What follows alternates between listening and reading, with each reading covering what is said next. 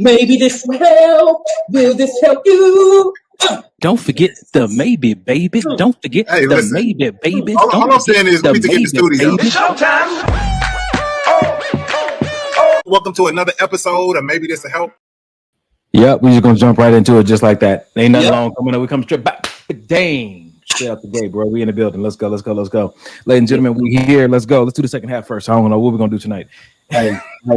Whatever happens, bro. Whatever happens. Bro, when I tell you I'm tired, when I get tired, I get delirious and I just start talking. All my friends know this. I hope that I can hold it together for this show. Well, go ahead, sing us a song, then, bro. Why? Tell me that is human nature. Why must she do me that way? That's the first one that came to mind. I don't know. That's, you know what? You know why I say why? Because my body, I did legs today at the gym, bro. I am out of it. But hey, I don't know why we do it to ourselves. Why do we do this? Hey, was you tip drilling when you was walking out the gym, bro? Ladies and gentlemen, I'm done. Like, nigga. First of all, let's get a few things straight.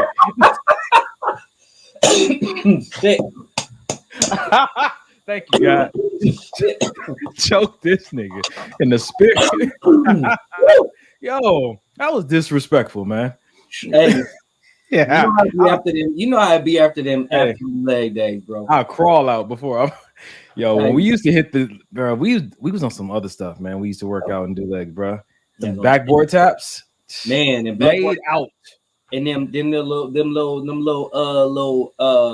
little hops at the end, squat at the end. Bro, we used to do our baseline to baseline. Yeah, we was training for nothing. We didn't have no combine, no audition. We just was in there just trying to see what these bodies can do, man. I think we did all right, bro. I'm gonna tell you like this, bro. The sweetest sound was the sound of that Velcro coming off the gloves. Bro, when you heard that, it's a wrap. You know, it's a wrap. Oh, all right. Look at that. Come on. Up in here showing early. Sheila, what's popping? What up? All right, bro. So let's go ahead and get into this, man. Looks like it's gonna just be me and you tonight. Mike and Carrie got some other things going on, but they are safe. They've been prayed for, and we are ready to take this show by storm. So let's go ahead and check in, man. What you got? So I guess today I'm a little bit more prepared for my check-in. How was my week? My week. So yesterday I had a test for another one of my belts in the martial arts, and this week has been extremely stressful.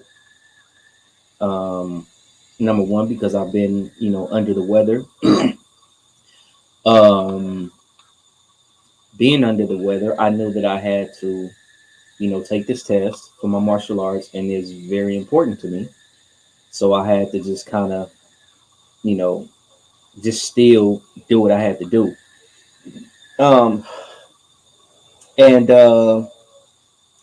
Man, I'm just, going over the stuff at home. I was just all good, right? Then once I step on that floor, everything just goes out of the window, out of my mind.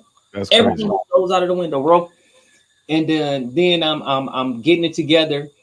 Hold on. Just backtrack a little bit. A few people watching who they don't know what you're talking about, that you had to test for your black belt and what that all means. Can I just give us a breakdown of what are some of the process you have to go through? If you don't know, my brother's a lethal weapon. First of all, he's a legitimate lethal weapon. He's been doing his mixed martial arts, American boxing, jiu-jitsu, Muay Thai for years, bro. Like almost 8 years or so. No, it's been longer than that, bro. Remember, it's been. Since Texas at least. 2008. Yeah, we moved to Texas 2008, so it was like 2008, 2009. So what he's talking about now is in this discipline, you can move from color belt to color belt to showcase something. Why don't you explain to people what you're doing in case they want to hire you to teach them some self-defense or I don't know, it might be an opportunity out there. Obviously, like you were saying, I train in different disciplines, martial arts. I fought in the cage for a while, MMA. So it's fighting is a passion of mine. So in martial arts, in the different disciplines, you have to test for each different belt. Well, can't say all of them. Some of them is just with time, some of them with fighting.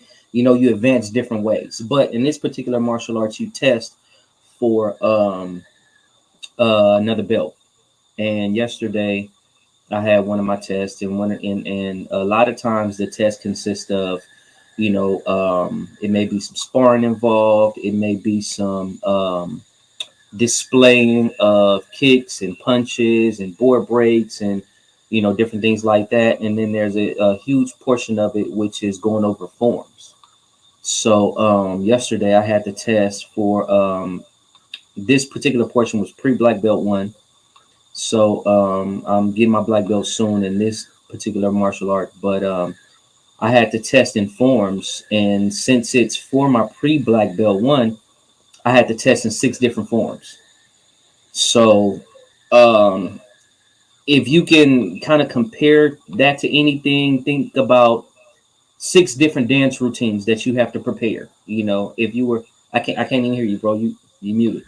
All of us, I was happy you said it that way, because you the way you described it, I might need to describe it as an audience member. It is a beautiful dance, but they're doing this dance with moves that they've learned, I guess offensive and defensive moves that they learned, but they're doing it, and they're not doing it in unison, but some people like actually end up doing it at the same time. It is a beautiful thing to see. It was I have a few more videos I didn't send you, bro, but it was beautiful to see. So yeah, you know, that's what it was, and it was stressful because my sensei was telling us just to give the audience that was there watching a little bit of background. You know, going over those forms, it's like having to remember around 150 to 200 moves, you know, at one particular time to get through these forms, and everything has to be precise, and you know, you can't mess up. Everything has to, this move has to go after this move, and this move have to go after this move. So it was very stressful, you know what I mean, for me, because I was excited and I wanted to pass, you know. Yeah, I wanted to pass, you know. I got myself on a timetable, you know what I mean. If God says something different, God says something different, but in my mind, you know, I have myself on a timetable as to when I'm expected to, you know, get my black belt, and I didn't want it to push my timetable back. gotcha. So yeah, I'm just, you know, I was just excited about that. You know what I mean? It was very important to me because that was pre-black belt 1, and then my next test I have pre-black belt 2, and then my black belt in this particular discipline. So I was just excited about that, man. So that really took over my mind this week. You know what I mean? It had me just super stressed out and just like, oh my God, you know. Yeah. And I purposely told, you know, I didn't really tell people, right? And then some of the people that knew about it, I said, nope, don't come, because it's going make me nervous, right? So I told my brother, just so happened one time, and I just said, nah, man, it's gonna make me nervous. He said, I don't care, I'm coming anyway. and then he tells me, and I said, well, you know, my grandmaster is gonna be there, and blah blah blah, and he proceeds to tell me, well, that's okay, because I'm gonna just start some with him. And then I know you just gonna have to defend me and just beat him up, and he just gonna automatically give you your black belt just because. Listen, it's the fast track. I was trying to get you on a fast track to your black belt, because if you beat up the grandmaster for him trying to come at your brother, they gonna see your skill set, right? 3rd degree black belt in 20 minutes. That's all I'm saying.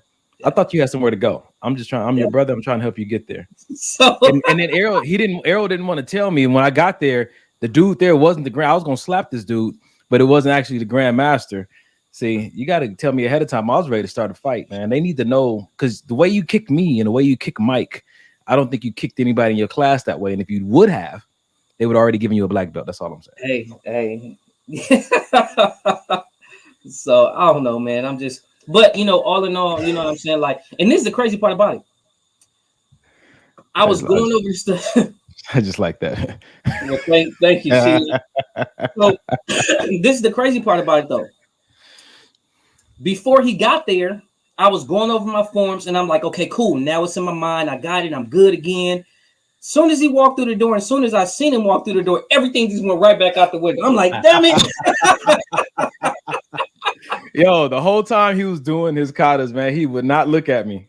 He wouldn't look at me at all. But it's okay. I got video. I was like, this nigga ain't gonna look at me at all. He said, you can't, but he can't afford to mess up. So I get it, bro. I get it. Yeah, it was one of them things like, nope, I'm not looking at. And he was right there in front of me too. He was right in front of me as I was going through. I will not look up. Nope, I'm not looking up right there. I'm not. But anyway, you know, I made it through. So you know what I'm saying? Like that was good. And then another portion of my check-in, man, is just like I kind of said last week. I've like for the past couple of weeks, I've just been going through this emotional phase, man.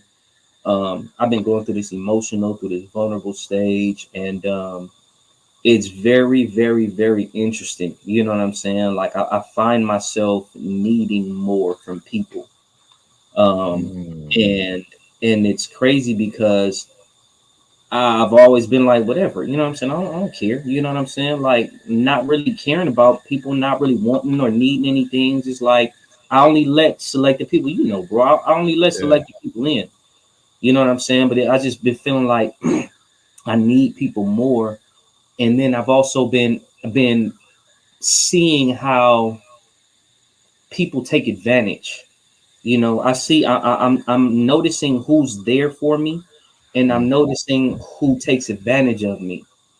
You know what I'm saying? I'm noticing who, you know, and it hurts. You know what I'm saying? Like my nephews, you know what I mean? They I'm always trying to be there for them, but they only call me when they need something. You know, and it's just like, damn, you know what I mean? I'm trying to deposit as much as I can, and they only call me when they want something.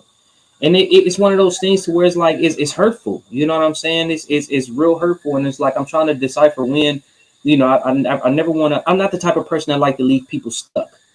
You know what I'm saying? And I'm just trying to look at it like, okay, if somebody's asking me something and I have the availability to do it, whether it be them, whether it be anybody else needs something fixed, needs something done, if I have the availability to do it, then I want to be a blessing and meet somebody's need. But in the same token, it just hurts sometimes, you know what I'm saying, when that's all they call for.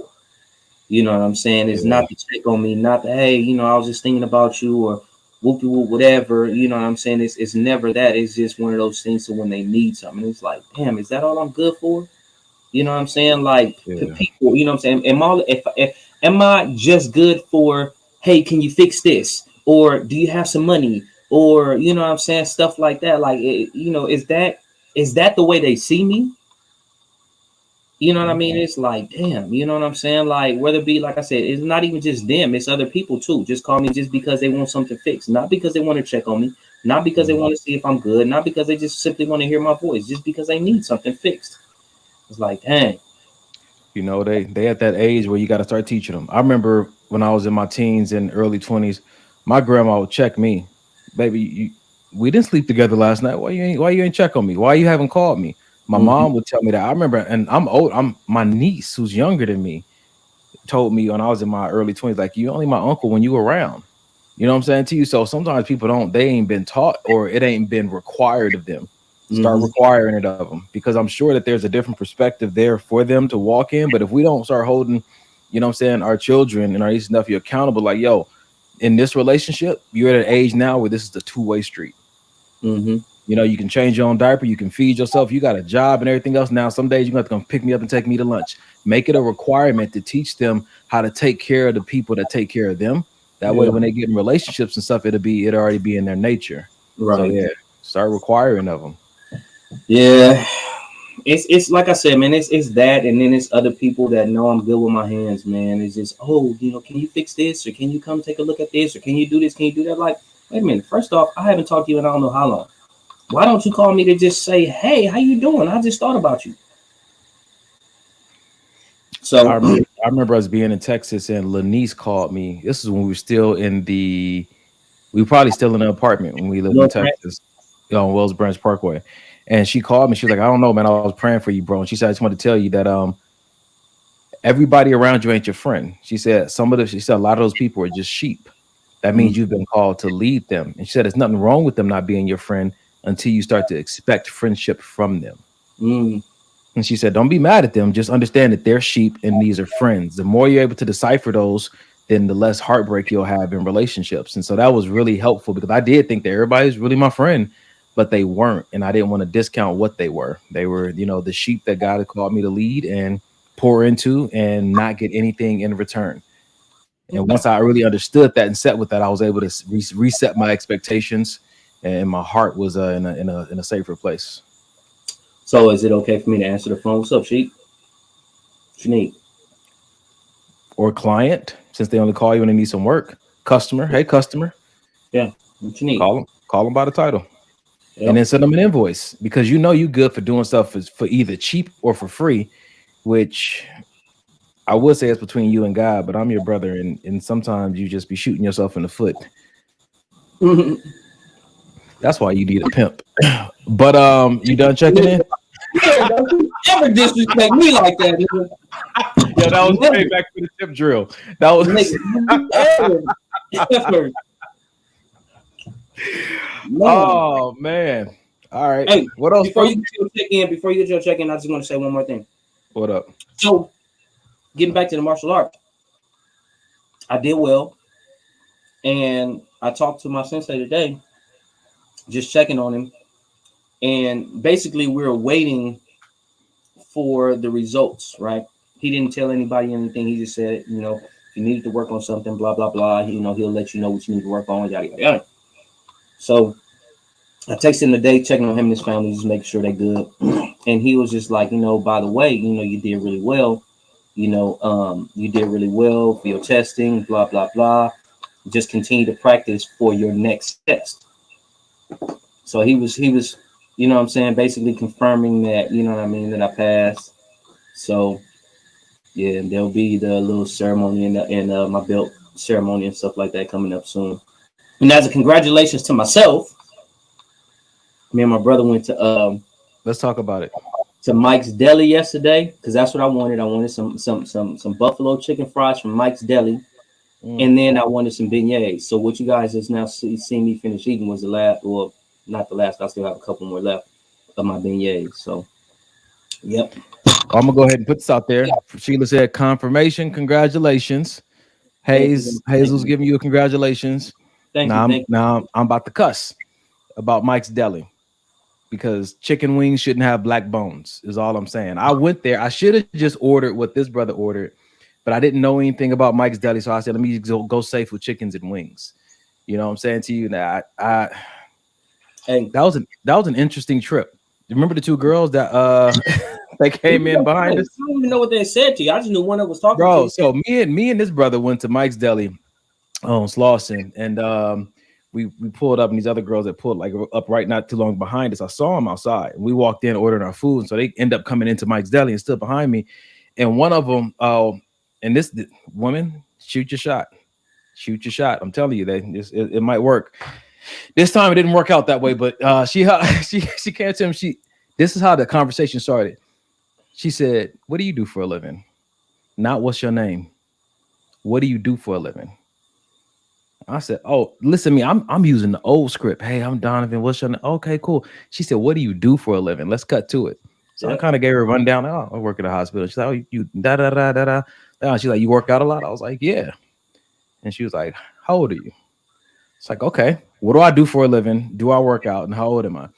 I said, "How old do you think I am?" She said, "I don't play the guessing game." I said, "You don't play no games with me? You don't play no games today?"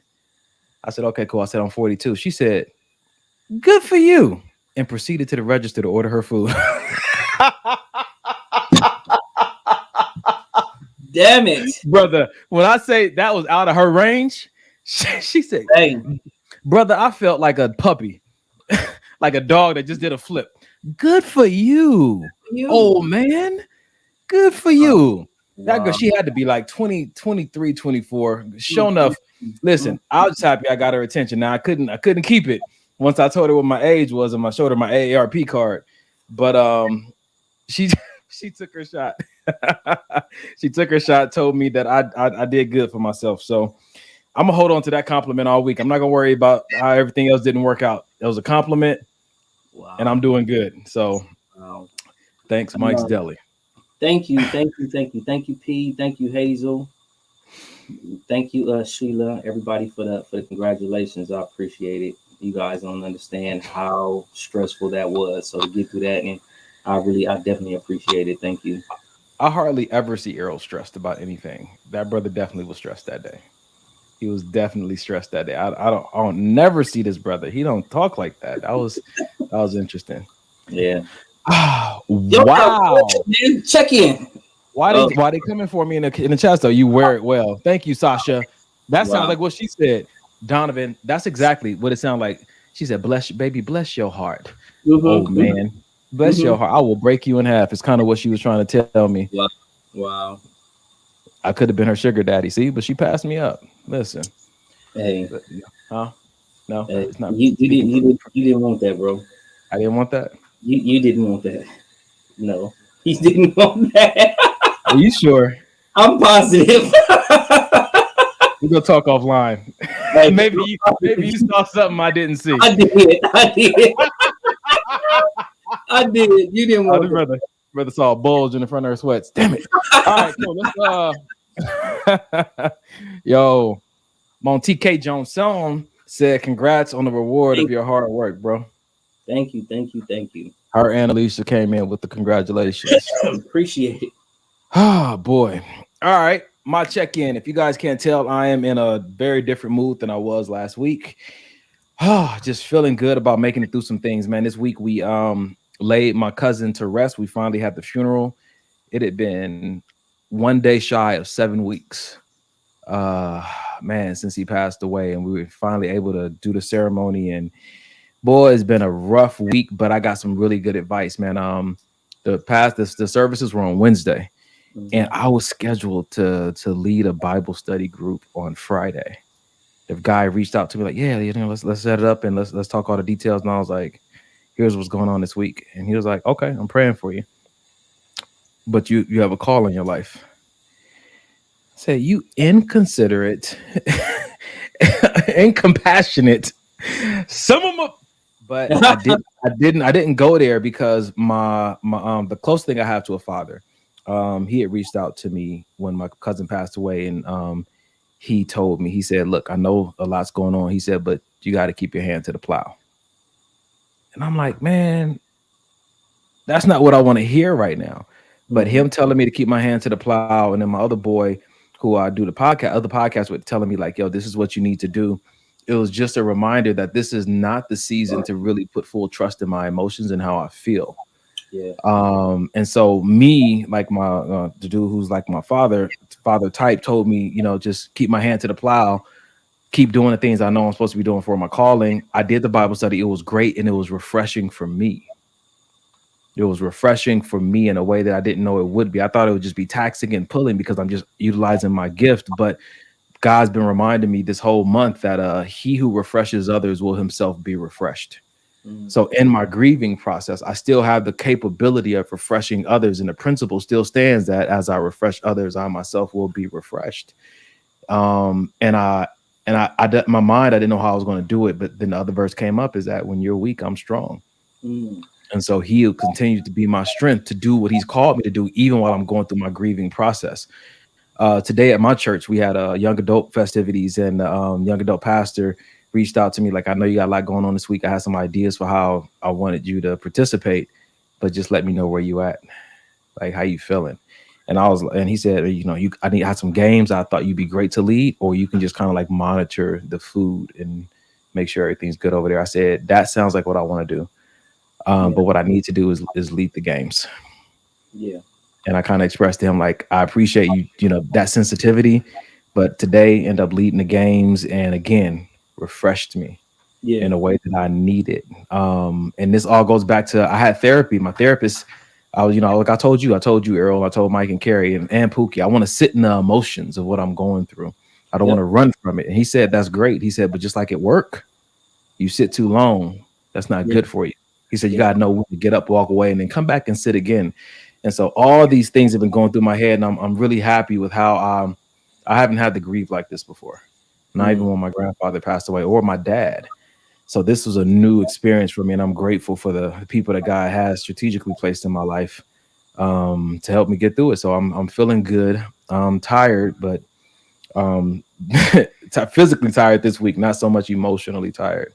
So it was good, man. It was that's enough of my check-in, man. I'm ready to get into the show.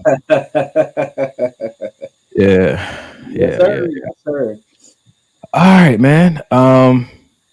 This brother here said, check the Adam's apple. We got to talk, man. I want to know what you saw. Anyway, ladies and gentlemen, this is what we're about to do. We might switch it up tonight. We got a lot of videos, so we might actually start some videos in the first half. But what we're going to do is give you about another hour and a half for the show. We're going to have a discussion about stuff we've seen online, stuff you've sent us, stuff we found. We're going to play it or read it and have a discussion. We hope that you jump into the chat and have the conversation with us. Grab your favorite snack and tag one of your friends. Tag a few of your friends who you know need to hear this tonight. Just a male perspective on all things relationship, the good, the bad, and the alimony. All right, bro. You ready for this one? I think so. All right. It's just we're gonna do one post. We're going into videos. Here we go. First one says, realizing people aren't meant for you and not resenting them. That's growth. One more time. Realizing people aren't meant for you and not resenting them. That's growth. Absolutely. I love this one when I saw it because it helped me to remember how often we can't separate from people or go in the opposite direction until we villainize them, until we make it a bad thing. While I had to make a left turn or why I had to go in a different direction. Even when people say, "Oh, me and such broke up." Oh man, what happened? Like, who did she cheat? Did she do this? Did she? It's like sometimes you just recognize that the season is past. Or that, you guys can't partner on, where you're presently going. And you just have to go your separate ways. And nobody has to be a villain. And there doesn't have to be any resentment. Now, sometimes things happen and that's the case. But when you can really separate from someone or you realize that someone's not for you, kind of like you were talking about in the beginning, recognize people aren't friends, there ain't got to be no resentment. The awareness and the awakening is enough. And if you now hold space for resentment, that's actually space where a new friendship could be. That's space where a new joy could be. That space and energy that could create a new memory that you want to have instead of resentment holds up. It takes up space. Right. How you feel about it, bro? First thing it makes me think about is, how we talk about just having people in the wrong position. Sometimes people are just in the wrong position and, we have them in one position and they're meant to be somewhere else in our life. You know what I mean? And sometimes our pride, our arrogance, and our ego won't allow us to switch them to a different position because there's hurt sometimes. It's like, oh man, forget her, forget him. You know what I'm saying? And the resentment builds up. You know what I mean? Because it's maybe because of false expectations. You know what I'm saying? Maybe because of false narrative, the narrative that you put in your mind, how it was supposed to be. You know what I mean? And then when that narrative don't go the way you anticipated it to be, what your expectations of it was, then all of a sudden that person has a bad name.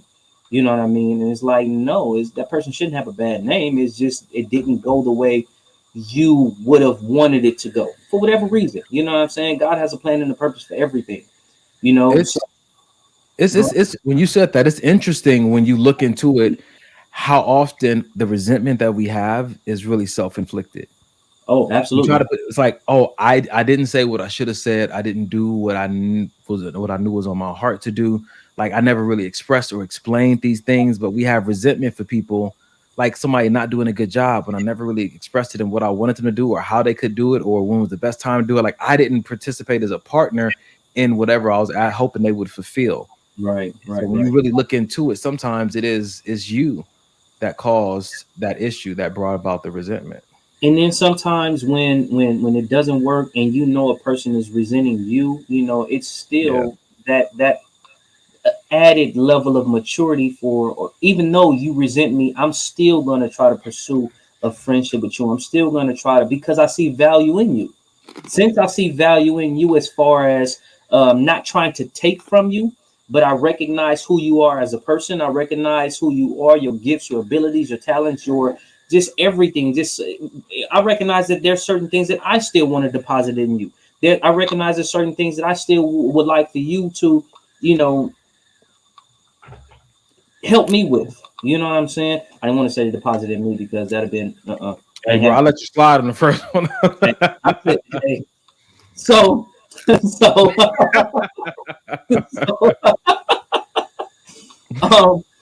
no, it's just, like every situation, because it don't go the way we anticipated it to go.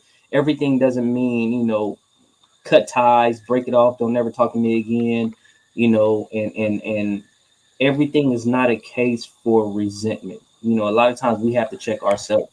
Yeah. I'm looking at what Mike said right here. Got to look at self first. And that's true. Sometimes we have to look at ourselves. Sometimes we are the one who's resentful. Sometimes other people are resentful towards us. But whatever the case may be, just understand what it is and what it's not, and understand what you're trying to uh, come up with in your mind. What's the narrative that you're trying to come up with, and what's the facts? And so I want to jump for real quick. And by definition, it says feeling or expressing bitterness or indignation at having been treated unfairly. So just for those who are chiming in and talking about being resentful, and this is our post, realizing people aren't meant for you and not resenting them is growth. I think this one really hits home for me because I think I was in my teenage years that I realized that, or my first time hearing that quote, that I'm not everybody's cup of tea, because I used to want to be. I remember praying to God when I was in like 9-10 years old, like, God, I want to be every woman's type. That was like my exact words. I think a upperclassman that turned me down that I liked. I never wanted to be rejected by a woman again. Did you laugh? What was that? You crying? Yeah, it was sad for me, bro. Yeah, I want to be everybody's type, bro. And I understand what you. I understand exactly what you're saying, because I had an issue with rejection as well. You know what I'm saying? What was her name? Understand, huh? I said, what was her name? It was plenty rejected me. My first, her name was Tiffany. I remember her name. Her name's Tiffany. Shut me down. I was in 6th grade. She was in 8th grade. I was like, I don't understand. And I was like, God, I need to be every woman's type. And we're not gonna talk about what happened after that. But lo and behold, I had to come to understand that, I didn't need to be everybody's cup of tea, because me having that prayer was really an intention I was starting to set inside of myself to put on multiple costumes. Whatever was being asked or required of me, instead of walking in my authenticity, which became very unhealthy. It was interesting to see the range of personalities I can put on, but it was very unhealthy, and I'm happy that I broke free from that. Yeah, as I gotten older and more mature, I realized that rejection is a huge benefit in a lot of cases, man. Sometimes we go after things that we feel like we want, or people, and it's really, really, really not what you want. You know what I mean? And sometimes the rejection can take off that, those sparkly glasses that you was looking through to see that person. And when you take off them sparkly glasses and see exactly who that person are, you be like, oh my God, I'm glad it didn't happen. I'm glad I got rejected. I'm glad. And just not even just that though, just seeing somebody, sometimes we view people, but we actually don't get to see them. And sometimes when we see people, you know what I mean? Sometimes it's you don't really want what you actually see. Or sometimes you view other people, and then later on you'll see somebody, you know what I'm saying, who you actually want. And like, oh my God, if I would have got that, then I never would have got this. Thank you, bro. So while you telling that story, I went and looked up rejection, so we can get a little deeper with that. So rejection, by definition, is the dismissing or refusal of a proposal or an idea. Oftentimes people feel like they've been rejected, but they have never offered anything or proposed anything. So we have to watch out for that. Maybe we haven't been rejected if there was no proposal. But a deeper understanding is feeling rejected is the opposite of feeling accepted. But being rejected doesn't mean someone isn't liked, valued, or important. It just means that one time in one situation with one person, things didn't work out. Right. And I think that that's important to say, because I've seen it happen with myself and other people. Too often we'll group a lot of different experiences under the category of rejection. And so we have this complex of around rejection, but a lot of those experiences don't belong in that folder. Right. Sometimes it's just like that. Like I said, that one person, that one situation, this person rejected me. They're my rejecter. Like, only in that situation, but there's still so much more you guys can do together, or other situations where they have accepted you. I always did this. I had this situation with this one girl. And the song was always appropriate. Beyonce song. She said, "The first time I say no, it's like I never said yes." Remember that song? Yeah. Yeah. And sometimes people will use that rejection word that they've experienced with other people as a tool to manipulate you to just continue to say yes to them even when you don't want to, or it's not healthy for you. Right. Yeah. You gotta watch out for that as well. I've been in that situation too. It was like, damn, you know. So, all right, bro. I want to get into some videos, man. I don't have many more posts for you. I mean, we could find one, but I just want to have some fun with some videos tonight, man. How you feel about it? Let's go, bro. Let's go. That's what I'm talking about, man. We're just gonna max out here. Let's I'm gonna do that 1 second. I don't know, man. That laugh said that needs to come first. All right, cool. Let's do it first then. Okay, so hear me out. Men have Hooters, right? So what if we had a restaurant where tatted, bearded men walked around with no shirts, just sweats, gray sweats, and served us wine? We could call it Peckers.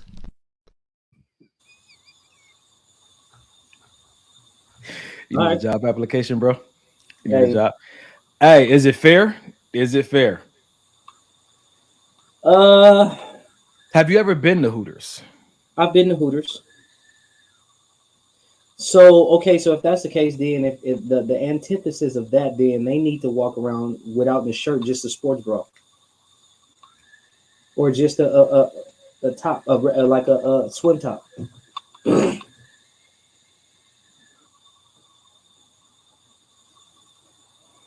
Because see, this is the thing. Talk to me. I'm thinking hard about this. Talk to me. So listen. Not everybody that works at Hooters has Hooters, and they have you wearing them little everybody that works at Peckers has Peckers. I mean, I'm just saying, not everybody that works there has it. You know what I'm saying? And they be having them little bitty orange shorts on, but sometimes it's just like, you know, and I don't want to sound mean to anybody, but sometimes it's just like an extended back. You know, it's nothing really there. You know what I mean? And long back and long ass day. Yeah, exactly. You know what I mean? So with that being the case, it's like, okay, cool. Y'all want, you know what I'm saying, gray sweats, you know what I mean? You want no shirt. So you want, you know what I'm saying, tatted up. Wow. Well, a full beard. So you want that, right? So you basically telling us you want to see us shirtless and you want to look at dick print. I'm here for it, says Sasha. And Ali says, heaven, yes, sign me up. All right. So let me ask you this question, because oftentimes guys will drag their girls to Hooters to watch the game and have some wings and stuff. If there was a restaurant called Peckers, would you? Nope. Come on, bro. Your girl's like, yo, I want to go to Peckers. Nope. To get some corn dogs. Nope. You ain't going with it?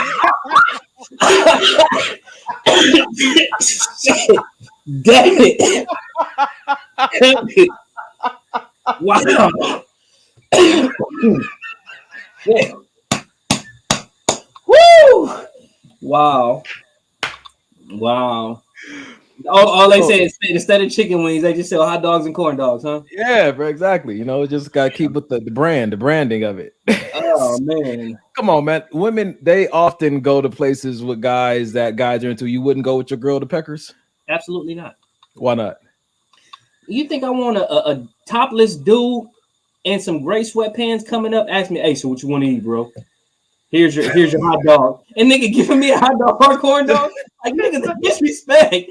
Like, hey, bro, here's your corn dog.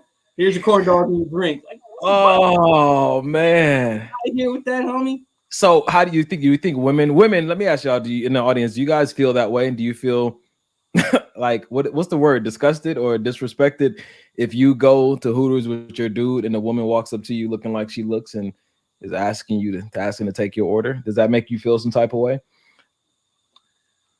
Ain't no way, bro. Ain't no way I'm going somewhere where it's topless dudes serving me food. Serving me corn dogs and hot dogs. Man, if you don't get out of here with that, homie. Like, dude, if you don't back up, homie. Hey. Yo.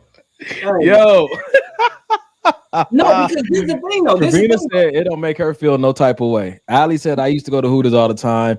We have Twin Peaks here. You remember Twin Peaks, bro, from Texas. Doesn't bother me one bit. Sheila said not offended at all. Just take my order and carry on, bro. Why you can't just be like, take my order and carry on? No, bro, because I'm gonna tell you what it's gonna be. The chef is back there topless too, huh? Whatever it is, first off, ain't no topless dude finna come serving me food. That's number one. Number two, no, you come in with some gray sweatpants. And this is the thing. This is the kicker, bro. This is the kicker. Because I know, you know what I'm saying? Like, they probably thinking like, oh, it's gonna be a bunch of women that come here. And that's probably what the, you know what I'm saying, what the main attraction is. You know what I'm saying? A bunch of women coming there, right, to eat there. So half of them dudes probably ain't even gonna be wearing no drawers and just swinging in their gray sweats. Coming to bring you a corn dog. Come on. Golly. It's not happening. It is not happening. Not at all. No. We got to address this obvious double standard. Would you take your girl to Hooters? Yeah, why not?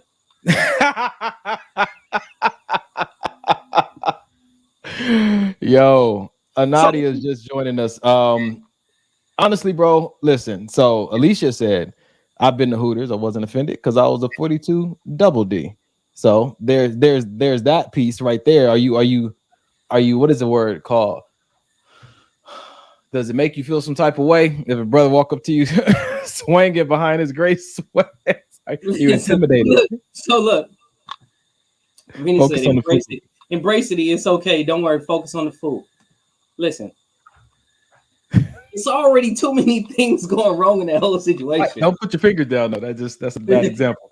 There's already too many things going wrong in that situation. Talk to your manager. I don't understand. My girl's distracted because the girl, when you go to Hooters and you sitting there with your girl and you just staring at all cleavage, trying to figure out what you want to order, your girl gonna be there staring at print. Man, listen.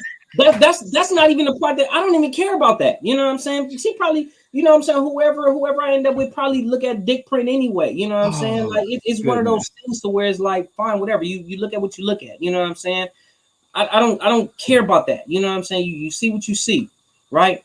But I don't want to be there, nigga. I don't want to be there with your dick print. You know what I'm saying? I don't want to be there with you asking me, you know what I'm saying? So you want the large corn dog, you want the extra large. Nigga, you don't get out of here. Yo, I'm with Sheila, man. You always do this. How you create a whole scenario, bro?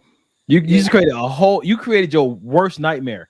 What's gonna happen? What's gonna happen at Peckers, bro? What's gonna happen at Peckers? The same thing that happens at Hooters. Somebody gonna order food, they're gonna bring you food, you're gonna talk to the people, you're gonna tip, and you're gonna leave. And look what happens at Hooters, bro. Give them the tip and leave. Listen, some women, you know what I'm saying, wear the shirt and they know they have, you know what I'm saying, nice size boobs or whatever, but they still, you know what I'm saying, try to be the type that person can. But then some of them, they trying to show you everything but the areola is tucked. You know what I'm saying? You know what I'm saying? Like the areola and the nipples is the only thing that's tucked. Everything else, they purposely push it up and boost it up, right? And some of them, even with them shorts, they try to, you know what I'm saying, try to have them cut where as much cheek is hanging out as possible. You know what I'm saying? But Nadia said, my sister worked at Hooters with no Hooters, but we're not all built the same. Hey, dude, working at Peckers with no Peckers. I think so. This goes to a deeper conversation before we move over to the next video. Why do you think these kind of establishments even exist? You know what I'm saying to you? I know a few people who have worked there who don't really get paid a lot because the demand is on you as the waiter or the waitress or the waiter person to get a bigger tip. Absolutely. That proves my point right there, bro. So if you knowing that you have to do something to get a bigger tip, you know what I'm saying? Check the facts, bro. Check the facts of Peckers. Check the facts of Peckers, right? I don't want to check the facts of Peckers. Look, beard, topless, tattoos, gray sweats, tattoos, gray sweats. When women talk about guys in gray sweats, what are they talking about? Indeed. Why do they want the guys in gray sweats? So they can see their dick. Okay. So this is interesting because Nadia said it and Sheila said it. Sex sells, and Sheila said sex sells. Now here's the rest of that. This came to me recently because somebody told me, was talking to one of my female friends about sex sales, and I said, but that it doesn't profit. And that's the part people don't understand. Like, yes, sex may sell, but it doesn't profit. You end up losing more than you gain by trying to sell a sign or a scent of sex. It what it costs you morally or ethically or identity wise, or like the confusion that comes in your mind about your worth, it doesn't profit you. Yeah, it can sell, but it doesn't profit. That means that there's going to be a deficit. You're always going to spend more than you actually get back in return. So hey, listen, bro. Either way it goes. Exactly, Sheila. There are no facts, bro. It doesn't exist. The place doesn't exist. Arrow's going to make sure it never happens. He's going to make sure. Go talk to his counselor. Nobody ever try to invite me to Pickles because I ain't going. Period. Kenny said, money. That's why they have these establishments. I want to open up a wing place called Titay's Palace Wings. Hey, man, Kenny, your food, bro. You can call that place anything you want. I'm going there for whatever you cooking, bro. Oh, why react unless there's a deeper issue? Have fun with life and go eat. In some parts of life, I just don't want to have that type of fun with. And sometimes in life, I just don't want to be around it. You know what I'm saying? Everybody else can go. Everybody else who's cool with it, go. Enjoy life. Have a good time at Pickers. I don't want to go. There's nothing wrong with me not wanting to go. You know what I'm saying? So let me ask you this before we move on, bro. That I don't want to go. Okay, that's what I was going to ask you. Are there any places, establishments that do exist that you don't want to go to, that are actual real places? I special guest at a you know what I'm saying, male strip club. I don't want to go to a male strip club. I have no need to be at a male strip club. I'm not dancing anymore. You know what I'm saying? I'm not dancing anymore. And what's there for me? There's absolutely nothing there for me. So y'all want to go? You know what I'm saying? Go have fun. Have a great time. There's nothing there for me. Here's the question. You wouldn't take your best friend? To where? Peckers? To this male strip club, bro. No, why do I need to go to a male strip club? I don't need to go. Y'all go have a good time. There's absolutely nothing there for me. You know what I'm saying? It's just like somebody trying to, you know what I'm saying, give me some ranch or some blue cheese or some, you know what I'm saying, some sour cream and all that. That's not for me. I don't want it. Would you take your girl to a female strip club? Yeah, why not? If she's cool. What if she's like, nah, bro, I can't. There's nothing there for me. I'm not with it. And that's fine. She don't have to go. You know what I'm saying? Okay. And I'm not going to pressure her to go and just say, oh, well, you know, come on, you just got to go and just have fun. No, I'm not going to pressure her. I'm not going to pressure her into doing it. You know what I'm saying? I'm not going to say, hey, you know what I'm saying? It's just this, it's just live life. No, cool. You don't want to go. You don't want to go. That's cool. And I don't want to pressure you to. But if you want to go, you know what I'm saying? Hang out, have a good time. Cool. Let's make an event out of it. Okay. Good deal. We are ready. We got some more videos, man. We got some good stuff. Let's go here, man. Let's. Ooh, this is tough. One or two, bro. Which one? One or two? Number two. All right, cool. What would you do if I had a lot of male friends? Excuse me? What would you do if I had a lot of male friends? I don't understand the question. So you don't want me to have any male friends? 100%. Thank you. Next. No, it's not thank you next. What do male friends want from you? This is what you need to understand as men. Mm-hmm. Not every man wants to f a woman or sleep with a woman. Like, it's really important to have male friendships. Not every, but majority do. No, but I think it's really weird that, like, you would expect, you know, like half of a human race, like population, to just act like they don't exist. Have you dated men before? Yeah. What do all men want? No, not all men. What do majority of men want? Yeah, but... So, you know, right? So imagine a guy that's your friend. I guarantee you call on them right now and say, hey, I'm horny, where you at? See what happens. I can call guys and do that. Yeah, let's do it right now. No, we're not going to do that. No. But I know. You're confident, right? Yeah, I am confident. Let's do it then. They'd probably tell me to shut up. Like, they really would. My friends are like my bros. Let's try it. No, we're not going to try it. So I think it's a bit, like, childish, if I'm honest. Why? So I might be moving a bit crazy or whatever. So I know that my male friends can give me the balance, because if I'm going off talking to my female friends about this, oh, Fresh is doing this, he's driving me nuts or whatever, they're going to give me what I want to hear. Whereas my male friend might be like, try and leave him alone. Like, he will rationalise my way of thinking because he's going to give me a male perspective. What's the deep-rooted reason they give you advice? What? All right. That was a big discussion, bro. What do you think about that one? I think there is validity on both sides. I think you can have, I think you can have friends of the opposite sex. and it be to where you don't want anything from that person. Then I also think there's a lot of cases where you have friends of the opposite sex where that if that person is given a chance, they will take it, whether it be a man or a woman, you know what I mean? Whether But it do be you think that every friend of the opposite sex would take advantage of that no, if it presented itself? no, I don't think Not so. okay. Do you think they would want to, but still say no? Do you think they secretly want to? Some of them do. Some of them do, and Would you I say can't. majority of them do? Once again, I can't say. You know what I'm saying? I mean, I can honestly only speak for myself. You know what I mean? And um, there's some female friends. I'll tell you like this, and this is being completely just honest, right? And this is just completely just straight up. You'd hit. No, there's some female friends that I've had in my life that I would have. There's other female friends that I had in my life that I just wasn't attracted to, so I wouldn't have just surely based on me not being attracted to them. And So that's it. you shouldn't have attractive female friends. No. That's not it. Now let me finish. So, Okay. because there's a third portion of that. The other portion of that is there are female friends that I've had that I was attracted to, but I knew that wouldn't be good because it had the potential to damage. So no matter what, I would have never ever allowed that to happen because I valued my friendship with that person and I didn't want to damage something that I had. So let me ask you a question.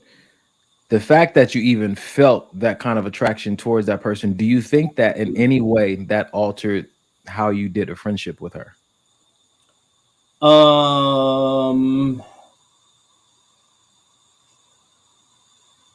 Does a friendship with Errol look different if he finds you attractive? No. No? No, it doesn't. No, it doesn't. So you put yourself in the exact same situations regardless of how they look. Absolutely. You give the same exact advice no matter how they look or your attractiveness to them. Absolutely. Okay. Me being attracted to him and me looking at him a certain way, it is what it is. You know what I'm saying? Just me being a man, like, oh, she got ass, or she got some big ass titties, or you know what I'm saying, she look good, or you know what I'm saying? As a man, you think certain things, you know what I mean? But it's also other things that takes place in my mind as like, no, I can't, you know what I mean? I can't do that. Kenny said, I call bull. So listen, I'm gonna go to the side with old boy. Because when I was listening to this interview, I felt like he was thinking about the worst possible scenario. There's another video I saw that I didn't record to put up here, but it was talking about like it was a man versus a woman. He was saying the woman asked the man, would you rather your girlfriend sleep with a guy and have physical intimacy with him or be in love with him and only have like verbal and emotional intimacy with him but never sleep with him? The guy said, I prefer have, verbal emotional intimacy and not sleep with the dude. Then a guy asked a woman the same question, and she said, I would rather him sleep with her and not have emotional intimacy with her. I'd rather him just physically be with her, but not her be in his heart. And men felt the exact opposite. He can be in your heart all you want, he just can't be in your drawers.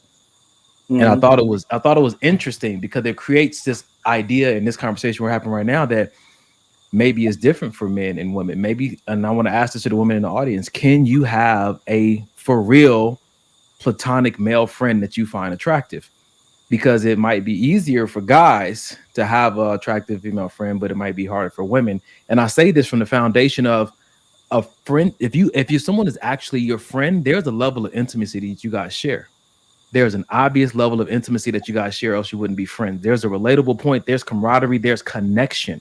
May not be chemistry, but there's a connection there.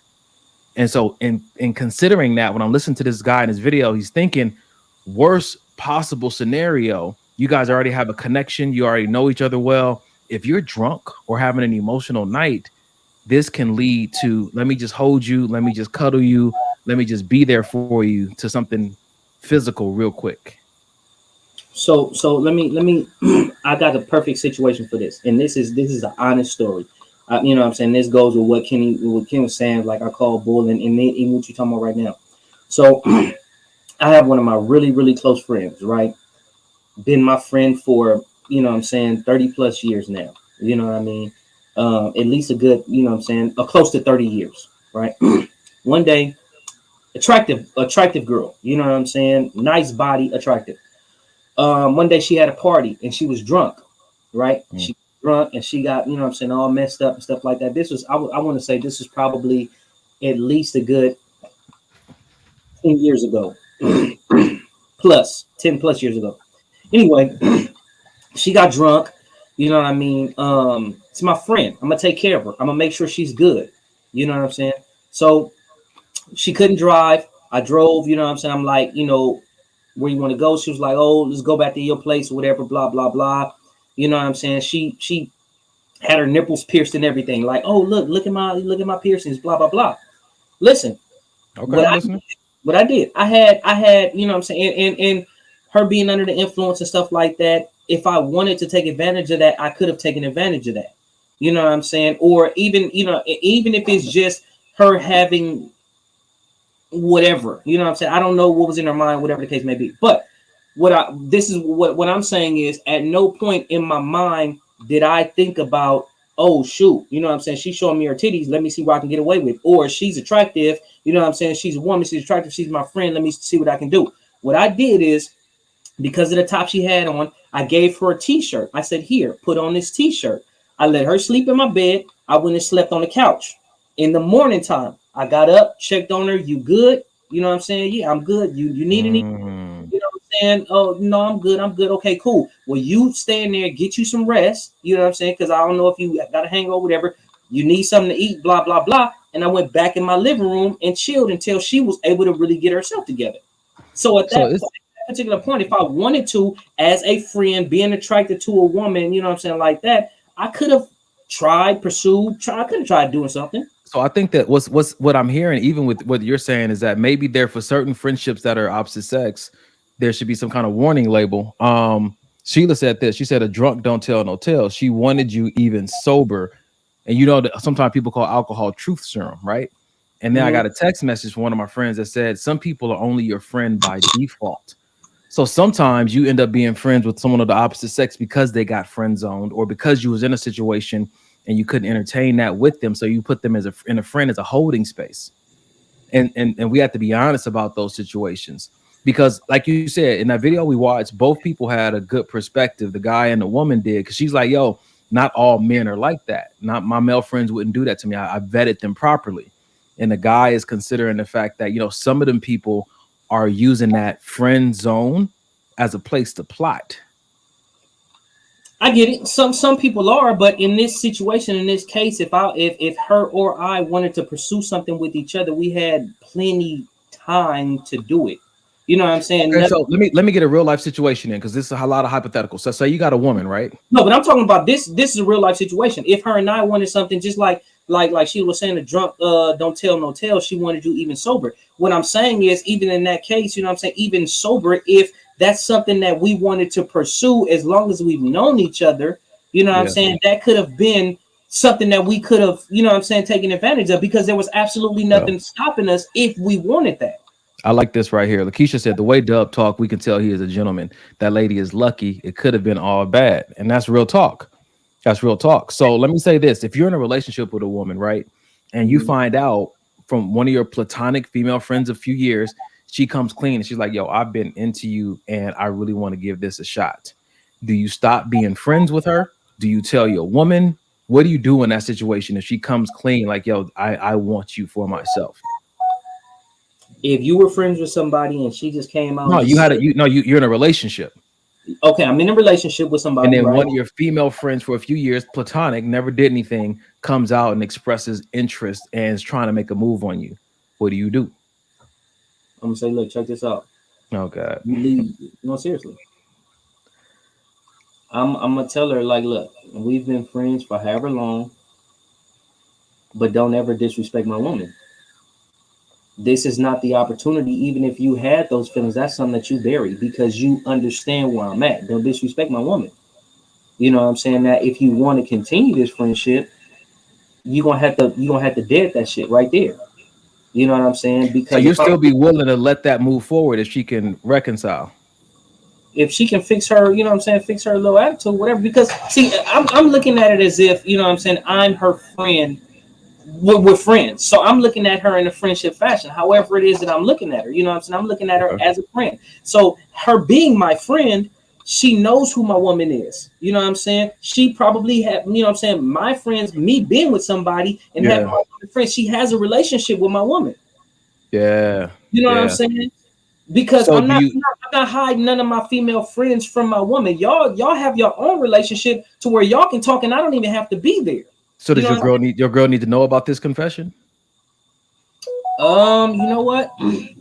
Yeah, I'll tell her. But I tell her I took care of it. Yeah. You know what I'm saying? I'll definitely tell her that I took care of it, and I'll just tell her, hey, you gotta, you know what I'm saying, you gotta dead that shit. You know what I'm saying? Don't ever be disrespectful to my woman like that. I asked that, one of my friends just texted me and said, your girl gonna say, nigga, I told you so. Because I've been with women before who swear every single one of my female friends wanted to be with me.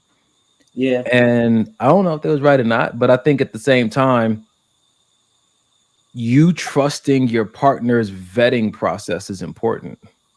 Yeah.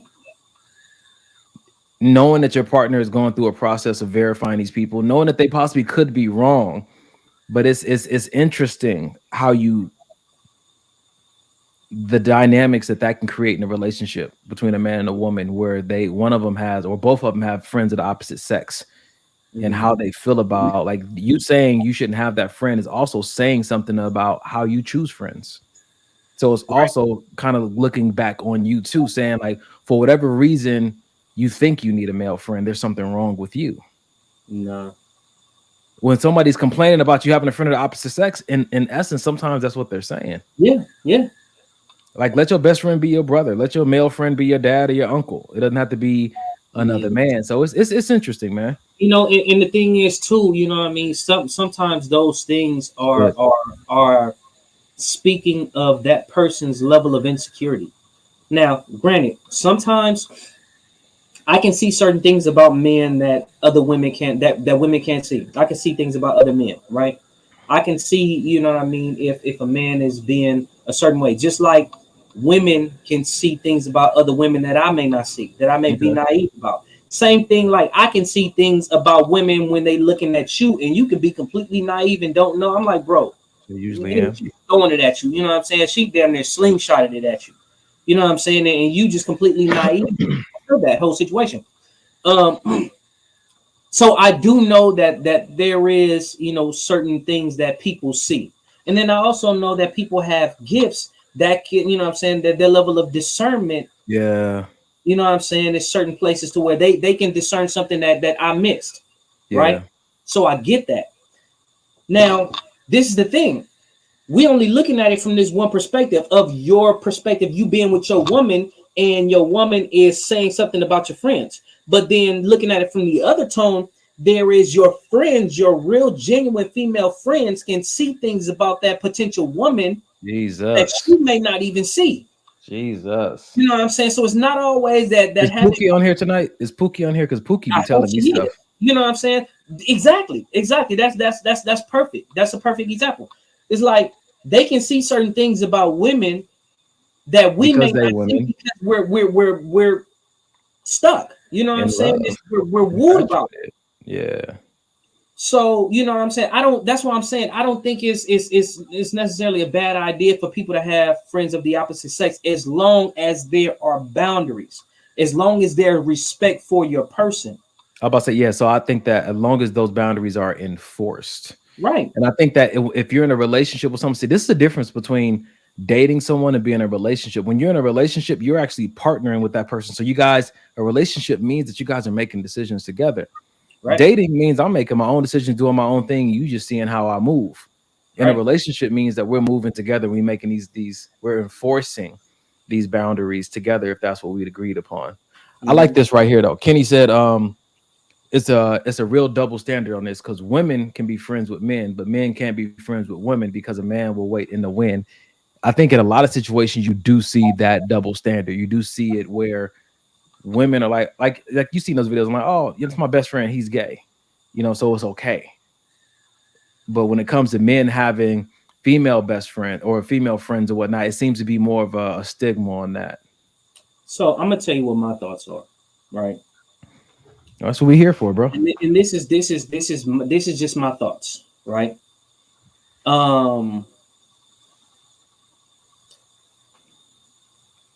Sex for guys, for me and my thought process, it's one of those things where it's a need, it's not just a want.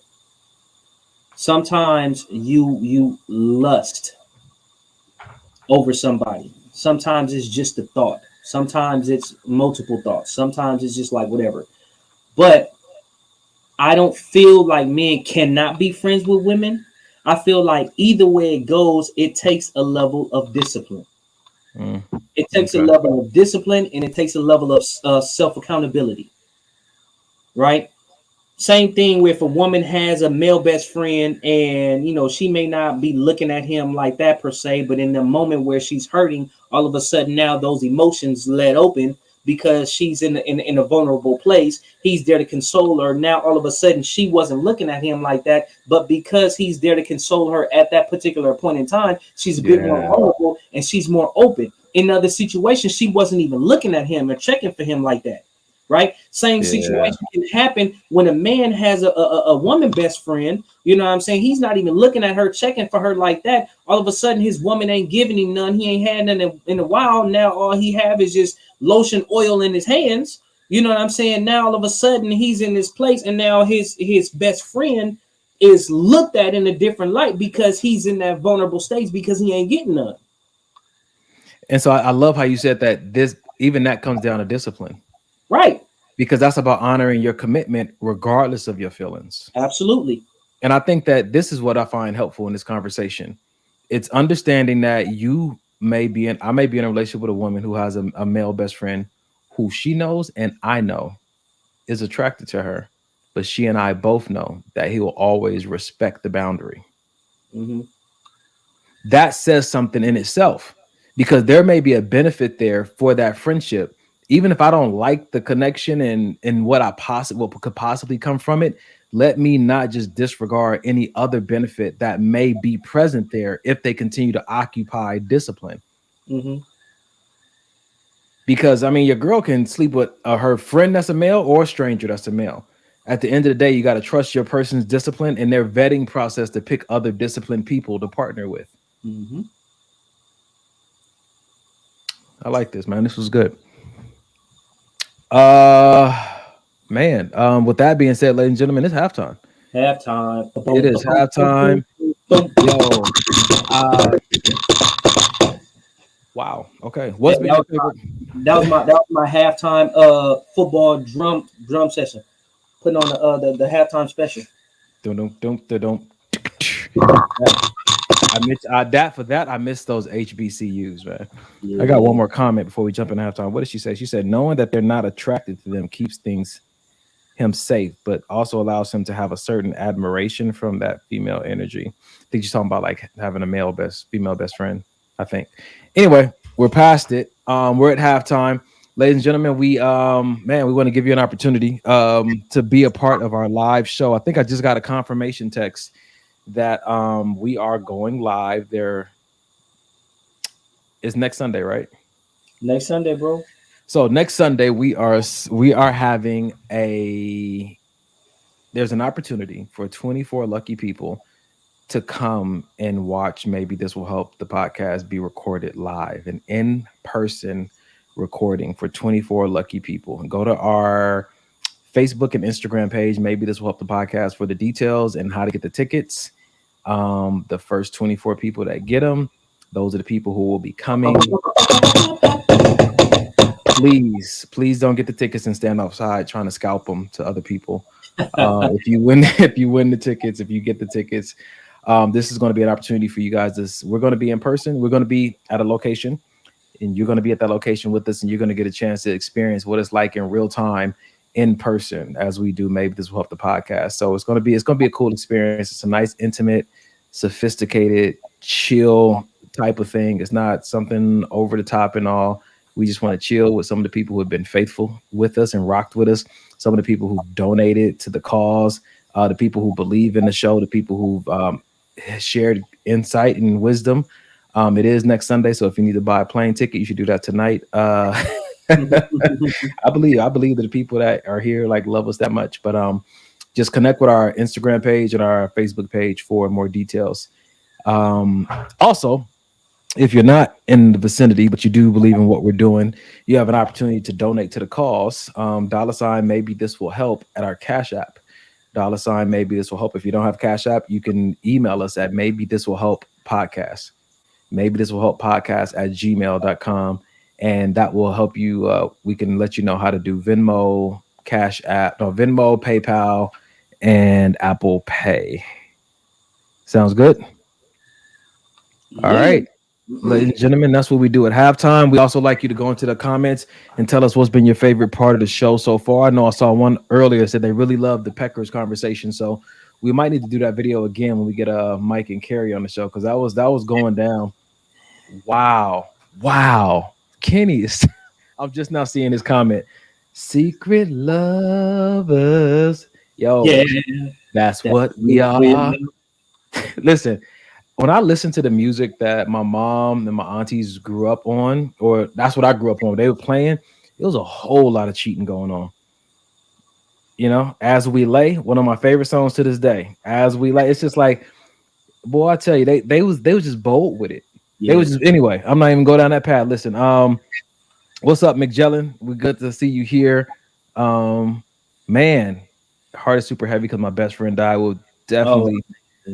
Actually, I'm gonna say we'll pray at the end of the show, but we'll throw a prayer up right now, man. Thank you, Father God. Man, Earl has lost someone recently. I have lost someone recently, and we know from our experiences that you are close to the brokenhearted.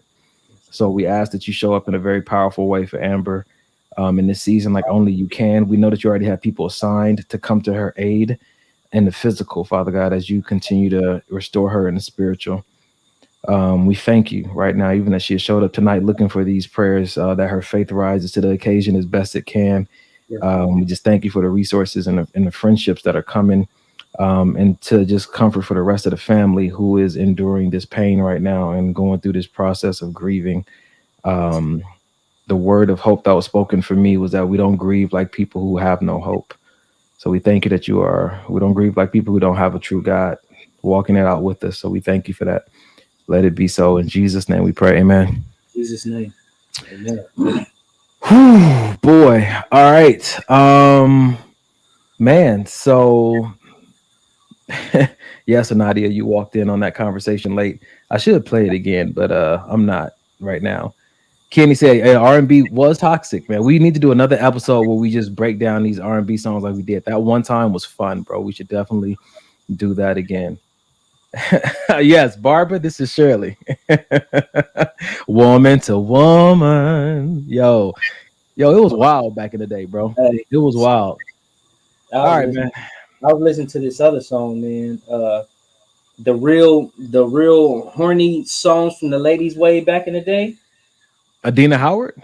No, it before that. Why would you listen to that, bro? In the house feeling some type of way? No, bro. Let me see if I can. I don't want to hear it, bro. All right, ladies and gentlemen, we're about to start the second half of the show. Again, tag somebody who you think can benefit from these conversations.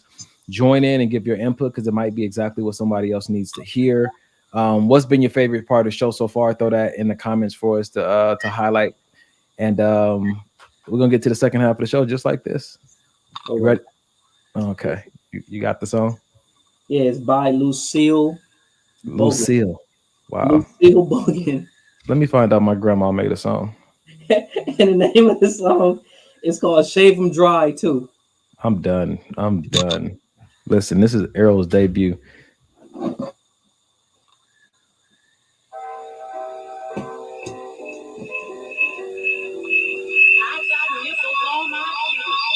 Dang, it's too much. It's too much feedback. See, God came in and said, "Listen, this is what we ain't gonna do. Look, you tried it. And God was like, brother, this is what. How the song gonna start? I got nipples on my look. Don't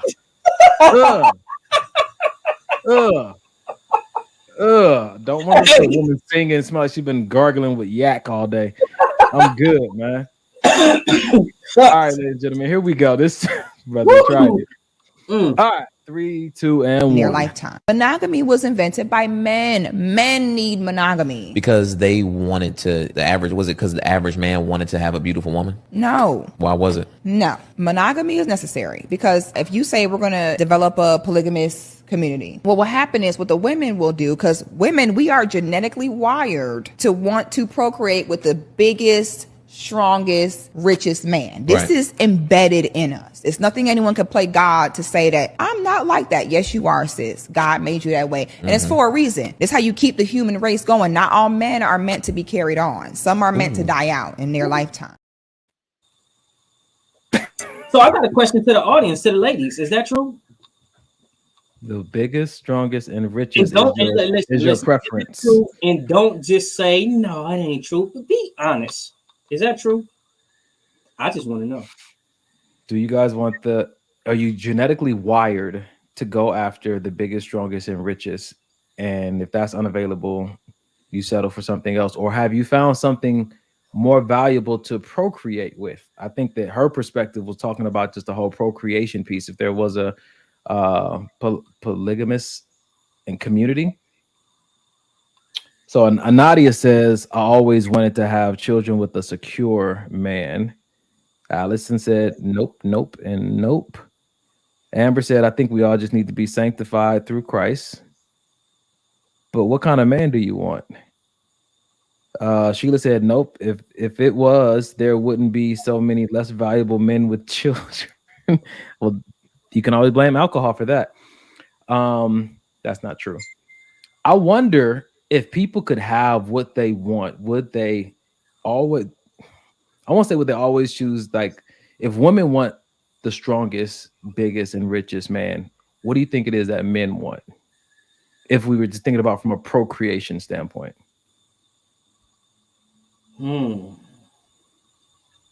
That's interesting. That's interesting because you're thinking about it from a procreation standpoint, not just a sex standpoint. Yeah. Those are two different things. If that's the case, then I definitely would look for a woman who has less of a six pack and more of a pouch, because that's where I want my child to reside. I don't really care. I don't care for a six pack on a woman, period. Anyway. It's nice. One thing if she has a flat stomach, but I don't. Me personally, other people, you know what I'm saying. I'm not saying anything about a woman who wants to get a six pack. If you want to get a six pack, that's fine. That's on you. But me personally, I don't like a flat stomach is one thing, but I don't care for a woman with a six pack. Okay, so I'm thinking about this video, and she said for the purpose of procreation, for the advancement and continuation of the human race, is it ideal to procreate with a man who's big, strong, and rich? Is that really closer to a guarantee that the human race is going to move forward? Because I don't hear intelligence in there at all. Not at all. Not at all. So what would it take for the human race to continue to go forward? You know, it's strength, height, and money. Apparently, and that's the interesting thing is if you just sit back, and that's why I wanted to ask the audience, is that true? Because if you sit back and you just see how some people's mind work, and you see what's important to them, not everything is always important. I can't say what's important to every man. I can tell you what's important to me. Yeah. But I cannot sit up here and generalize and say, well, all men want this, and this. You know what I'm saying? I can't say that. You know, because it's something, you know, obviously we've had conversations on this show that my thought process was different than you guys' thought process. Yeah. You know what I'm saying? And then I also see certain things online to where I'm just like, nah, I would never want my woman to be like this or like that. But then I see other guys like, oh yeah, baby, show it, shake it, do everything for it. So but my question is, so this requires a little bit of hypothetical thinking though. Okay. Would I want, this is a question, would I want the type of woman I want now if I had never been hurt before? Because I think that sometimes our previous relationships and the people that hurt us really altered our perspective or our preference. You know, that's very interesting because sometimes when someone hurts you, sometimes you can see who they really were. Sometimes you're so love struck, and sometimes you're so just stuck with what you see that you don't see everything. And sometimes being hurt by somebody allows you to step back and really be able to see everything. Like I've been in relationships that when I was with them, it was just all about them. And even though they were doing certain things, I was still just like, but I just wanted to be all about them, just them, just them. And, I was just so excited about the relationship. Then later on, after, the relationship ended, I was able to step back and I was able to see with clear eyes, everything that was taking place in that relationship, why it didn't work, why I shouldn't have even been in that relationship to begin with. So do you, what let me ask you this question then. If you had that revelation, have you ever backtracked to identify what molded your preferences in the first place? Like, was it music? Was it TV? Who taught you the first type of woman to like, and what was that type? Honestly, man, I'm gonna tell you like this. Honestly, my type of woman has changed as I've progressed. It's just I learned certain things that I like. You know what I'm saying? I get more educated on different things, on whether it be a body part, whether it be, some part of the anatomy, whether it be intellectual, whether it be knowing about a specific subject, or whether it be having certain level of experience. So when it came to my first, things of the earlier nature, it wasn't really very much to go on. It was little kitty, you know what I'm saying, infatuations, kitty lusts, just stuff like that. As I've grown, as I've matured, that developed, and then my like for certain things kind of transitioned. Like I kind of got away from certain things and I started to like other things. Would that be because of what you experienced, or because you were just changing as a person? Because I was just changing as a person. Yeah. It's some stuff I just wasn't even privy to even understand at that time. Exactly. I didn't know that would be important. Yeah, exactly. You know what I'm saying? There's just certain things I just wasn't even privy to understand. So it's just like I didn't even know that I liked that. I didn't even know that I should like that. And you have to think about where you're heading in life. Because I had a conversation with my nephews. One is 16, one is 19. And I said, I was asking one of them, I said, do you want to be married? And they're like, no, I don't think so. You want to have kids? Like, no. Because that's where they are right now, what they're considering, what they're thinking about. Other one was like, yes. And the one that said yes, I said, okay, let's move out 20 years. 20 years from now, imagine what is your life like with your wife? And he explained it to me. And I said, what does your wife do for you as a husband? And he explained it to me. And I said, you start dating that type of woman now, the best you can. Mm-hmm. You start looking and appreciating and understanding that's a need now, before you start investing in things that aren't going to have a good return on your investment. Like, could you miss it? Yes, but do your best to live from that intention and that vision. And I think that with me, I know movies and music really molded what I thought I was supposed to like, versus really looking within myself and seeing what am I really drawn to? What type of woman am I really drawn to? Mm-hmm. If we stay in that conversation of what she put on the video about, strongest, the tallest, and the richest, one of my friends texted me and said she is basing that off of men when we were still hunter-gatherers. So like I don't know if that was prehistoric or not, but just back in the day. But I'm like, still, intelligence doesn't play a role in that. And then one of my other friends texted me, they was like, I don't agree with that, but there's a lot of video left out. That wasn't the whole video. And we know that. It'll be interesting to listen to that entire interview. But from what we did hear, the question still remains. What would be the top 3 things that we believe a man should, that's a big word, I don't like to use that often, but should require when he's going after a woman? For procreation. For procreation. Thank you. Yes. I think nurturing is top tier. So hold on. That's a little deep though, because her list was strong, tall, and rich. Mm-hmm. I feel like those are more surface things. Are we just going to go? But that's what her mind was. Her mind was only on surface things. Okay, That's cool. what So nurturing. Yeah, that's what she said. Like, she didn't say anything else about, you know what I'm saying, if, you know, she said strong, but she didn't say he was a protector. Or did I miss that part? Nah, she said strong, the tallest, the strongest, and the richest. Right. So just because you're strong doesn't mean that you want to protect. Gonna watch you get mollywopped. Right. Okay. You know what I'm saying? And just because you're strong don't mean that he ain't gonna whoop your ass. Okay. So nurturing.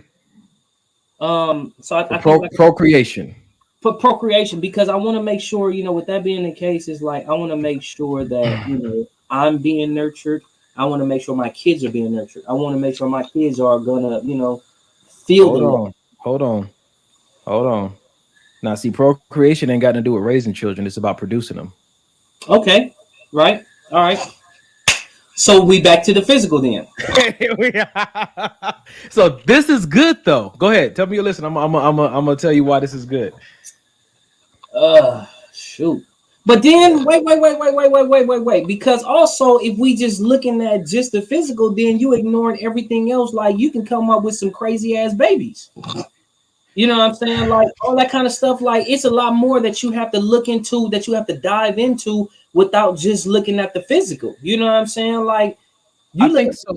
So she was saying physical, but that was really like biological.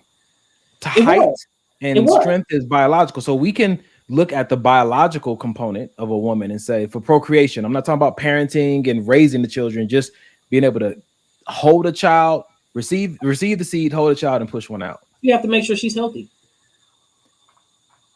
Okay. You know what I'm saying? Hey, look at her family, look at her history, look at her medical history, look at her family medical history.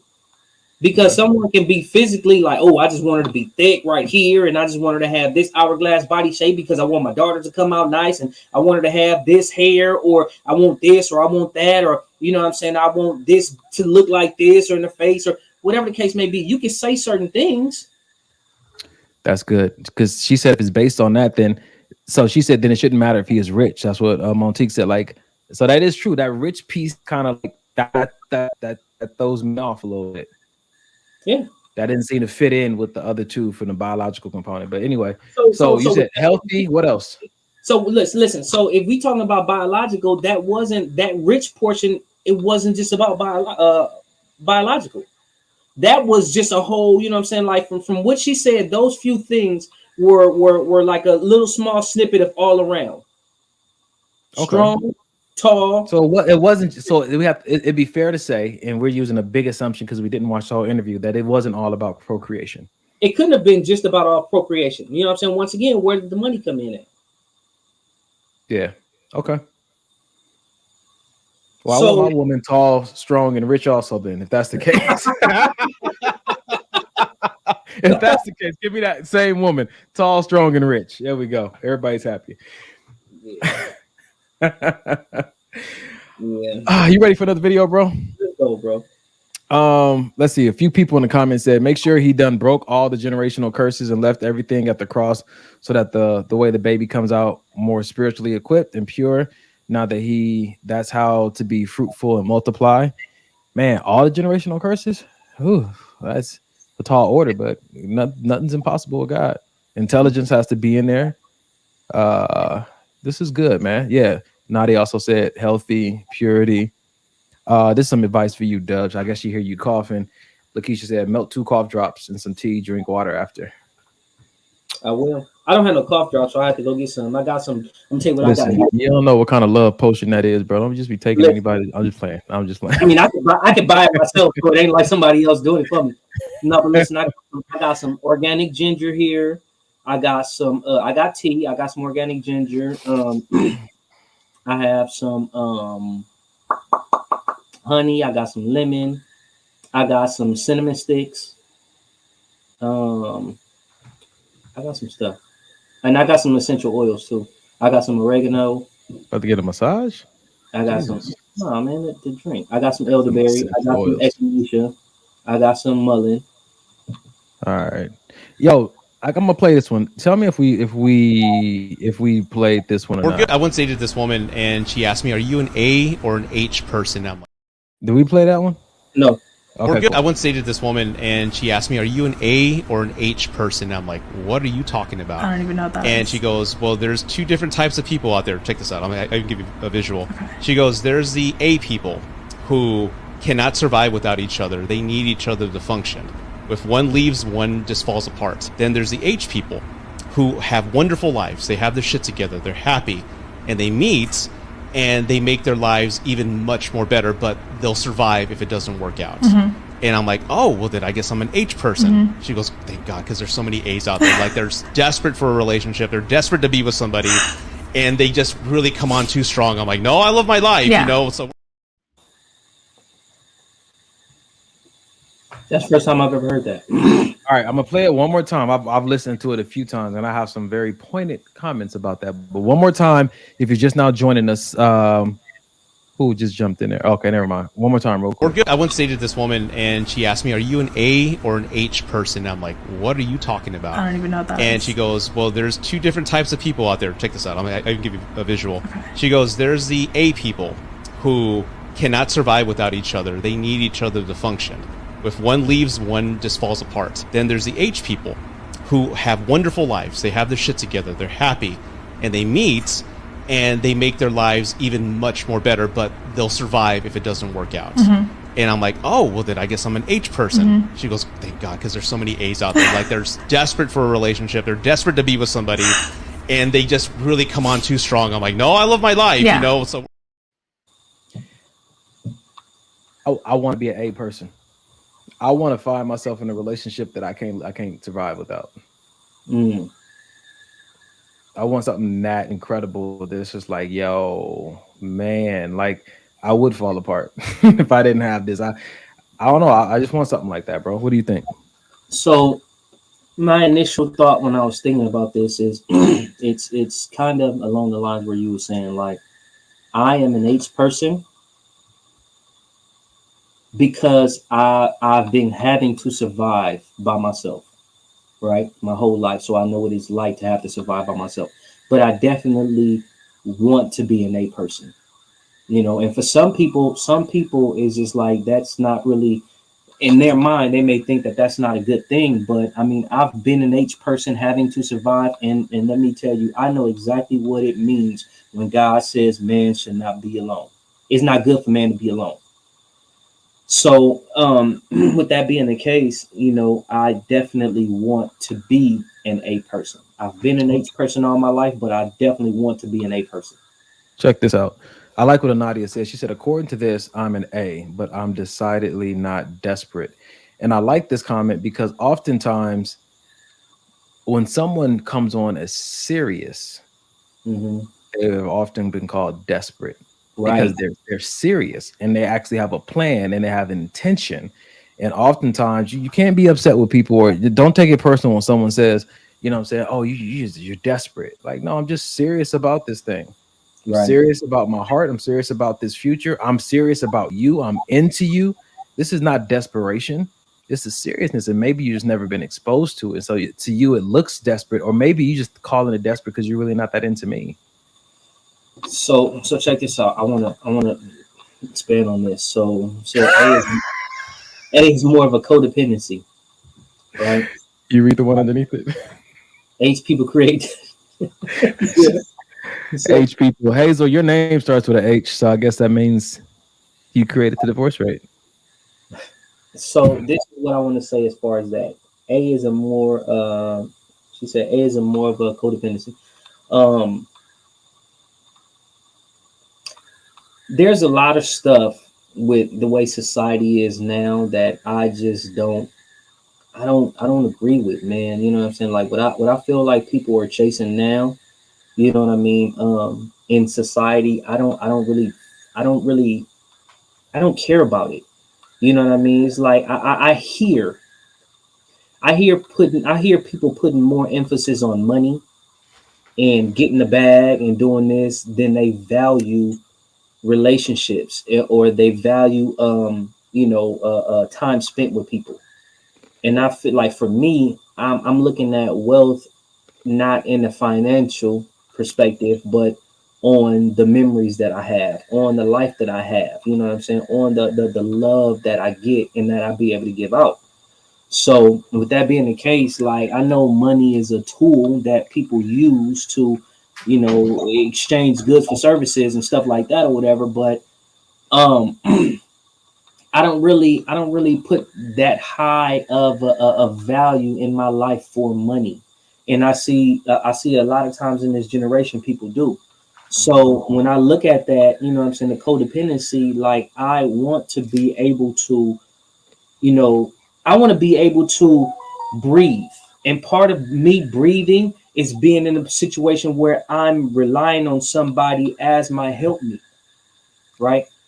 I want that help me. You know what I mean? I want to be able to have that help me. I want to be able to breathe. I want to just have to stop standing alone. So if some people look at it as codependency, that's fine. But I look at it like I want to be able to have that, you know what I'm saying, that help me. I want to be able to have that partner to where it's like, okay, cool. Now I don't have to do everything on my own. Now I can depend on you for certain things. Now you can depend on me for certain things. Even if it's just depending on you to lay down and cuddle, to smile, to, you know what I'm saying, to baby, I'm tired. You know what I'm saying? Whatever it is. Whatever the dependency is, it's just, I don't think it's always a bad thing to depend on people for things. I want to watch it. Now that we've had a little bit of discussion, I want to play that video one more time, bro. Is that cool? Yeah, go ahead. We're good. I once dated this woman, and she asked me, "Are you an A or an H person?" And I'm like, "What are you talking about?" I don't even know what that and is. she goes, "Well, there's two different types of people out there. Check this out. I can give you a visual." Okay. She goes, "There's the A people who cannot survive without each other. They need each other to function. If one leaves, one just falls apart. Then there's the H people who have wonderful lives. They have their shit together. They're happy, and they meet."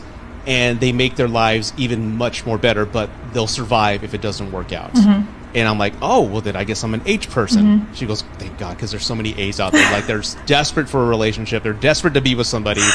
And they just really come on too strong. I'm like, no, I love my life, you know? So the reason I wanted to play that again, because Jay said, I feel like you can definitely be both. And so that brings up a different question for me. Is it possible that I'm an A or an H depending on who I'm dating? Quite possibly, yes. I may want to be an A, but definitely don't see you as dependable, or I'm just not into you like Absolutely. That. So I'm an H by default. Absolutely. Or am I really an A and I need to get out of this situation because it's not built for an A, it's built for an H. You ever been with somebody who really loves their life and want to do their life independently of you and doesn't want to partner with you, but you stay in it anyway, knowing that that's not really your vibe and your flow? Mm-hmm. Some people, Amber's stupid. I'm an A plus. You know, you're not stupid. You're very intelligent, Amber. Thank you. So one thing that I was just thinking about is just something that came across my mind. Could it be that you are an A person, not you specifically, but people? Could it be that they're an A person or they're H person because they don't want to relinquish control? Could it be that they're H person by default because they don't want to relinquish control where they'll have to be dependent on somebody else for certain things? Or could it be that they just don't want they're an H person by default because they don't want to get to that level of vulnerability? So you're saying H stands for hurt. Those are hurt people. It could be. Could be. Maybe it's a level of vulnerability that they just don't want to get to. Maybe not. Right? I'm just it's worth the discussion. Exactly. Maybe this is doing some self-reflecting for some people. Maybe your answer has changed since we first started this conversation up to now. Allison said, Allie said the A based on what he is saying is someone who literally has a breakdown when the other person leaves. The H is someone who enjoys the relationship together but will not fall apart if it doesn't work. So I'll agree that the comparisons he made were not in any way respectful to each other. They seemed like they were totally different. They didn't have any kind of comparable points that you could say, oh, that versus that. They were just two different opinions about an A and an H. But it does still create a cool conversation that we're having. You know what? And then also, you know, in what situation? what situation are you the A or the H person? Is that dating, relationship, or is it marriage? Because parenting. Right, because I think at different levels, I think your alphabet may change. I don't know, man. Because in the video he said like A people have a tendency to come on really strong. And I feel like that's in the dating arena. I think the people who know how they want to rely on somebody might come out, unless they're pretending and not being authentic, might come from the gate like, look, it's like people who take a long time to tell you that they're into you. Or people, just kind of play around and don't really say, like, don't really shoot their shot. Like, I think those are maybe either more H people or people who've been like pushed into that H arena. I was gonna say I like what Anadia said here. She said maybe innately most are H people until they find someone they trust enough to be vulnerable. Absolutely. And that's something that I was talking about. You know what I'm saying? Sometimes people may just be H people because they don't want to be vulnerable, because they don't want to reach that level of intimacy. They don't want to, get to that point. And then once again, you can say certain things like, obviously, when you're dating somebody, when you're just dating somebody, there probably tend to be a lot more H people than there are A's.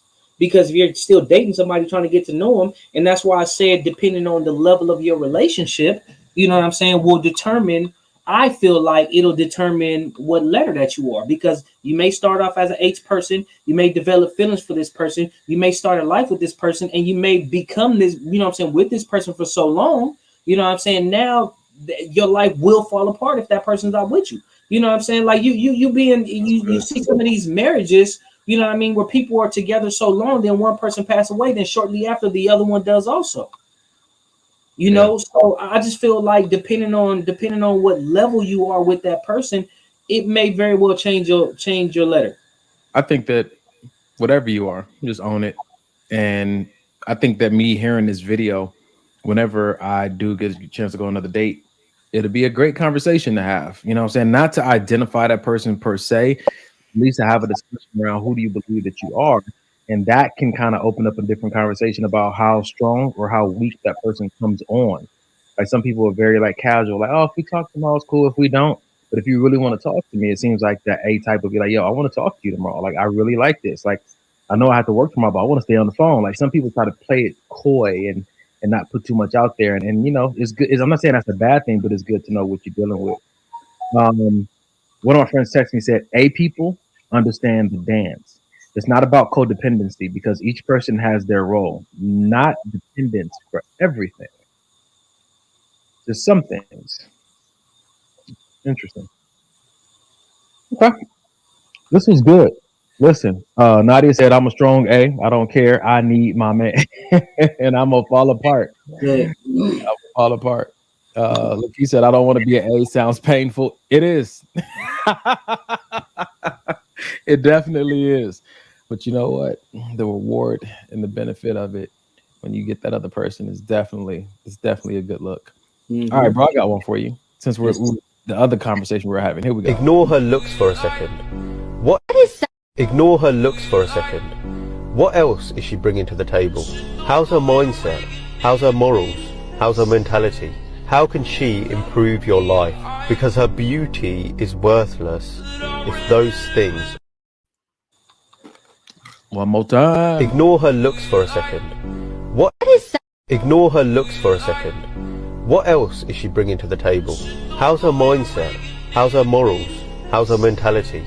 How can she improve your life? Because her beauty is worthless if those things... Is it worthless? Is the beauty worthless if the morals and the mindset are missing? If the morals and the mindset is missing, is her beauty worthless? Yeah. Depending on what you want her for. I don't think that the beauty is ever worthless. I don't think it's worthless, but depending on what you want her for, you know what I'm saying? Like, I think regardless of what you want her for, I think that this is something that Carrie taught me. Just because you highly value intelligence and nurturing doesn't mean that looks don't matter. They do, and they're valuable. And I don't think that if a person doesn't have this mindset that they're worthless, I think I want to be careful with that. I don't believe that. So what I mean by depending on what you want her for, like if you want her to be, you know what I'm saying, a life partner, and all she has is looks, and there's other things that you need from a life partner, then at that point, you know what I'm saying, you're not saying that they're worthless, but they're no good for you in that particular portion of what you need and what you're looking for, Listen, what you want. if she got the morals and the mindset, you just gonna have some ugly kids, and you okay with that? No. I didn't say that. Look like me. What I'm Jesus, saying please is, let them look like me. what I'm saying is, if she have the looks but no moral and no, you know what I'm saying, her character is all fucked up, then for a life partner, those looks may not be enough for you to say, hey, you know what? I'm gonna still make her my life partner anyway. I'm gonna just deal with all this bullshit. Some people do it. And they have a miserable ass life. You know what I'm saying? That's Some true. people on the opposite end of the spectrum, you know what I'm saying, they have the morals and the values and stuff like that, but they're not so much of a looker to that person. And it's just like, damn, you know what I'm saying? I gotta look at this person. But I mean, I don't know. People do whatever it is that they want to do all the time. So I mean, when they said it's worthless, I kind of understood what he was saying. Not to say that it's not worth anything, but it's not benefiting you in the long run as to what you're looking for. And Nadia said, "I may not be enough." I feel you, Nadia. I may not be enough. Yeah. But it's like, so I've been having a different perspective about things recently. Like I love the mindset and the morals and all that kind of stuff. But I definitely want to hold space for when people have a lack of morals day, when they have a bad mindset day. Yeah, of course. You know what I'm saying? Because sometimes we hold these things in such a regard that we only value that person on their best day, when they're walking fully in their morals and their mindset. But what about when they're not? What if they go through a season, they lost a loved one, and that mindset is the same what it used to be? You know what I'm saying? What if something happens and they just started really struggling identity-wise and their morals aren't what they used to be because they're trying to find themselves again? And I think that in those instances, if you put your value on the mindset or the morals, or if you put their values on just their looks alone, you've missed the whole point of it. A person is valuable to you, and their value is whatever you say it is. They're valuable to you because you said they're valuable. Because you know why you're valuable? Because I chose you. Absolutely. Whatever your reason needs to be. Because my pastor always teaches the value of a thing is only what a person is willing to pay for it. Absolutely. And you know what? That goes with the looks. That goes with the morals. Sometimes you could have a bad day. Sometimes you could have an off day. Sometimes, you know what I'm saying, with those looks could fade. Sometimes you could be in a horrific accident. You know what I'm saying? And those looks are not there anymore. You know what I mean? So, question for you, Dub. You wouldn't procreate with Oprah? Hey, I'm gonna be like Dave Chappelle. Gotcha. I'm pregnant. Gotcha, bitch. hey.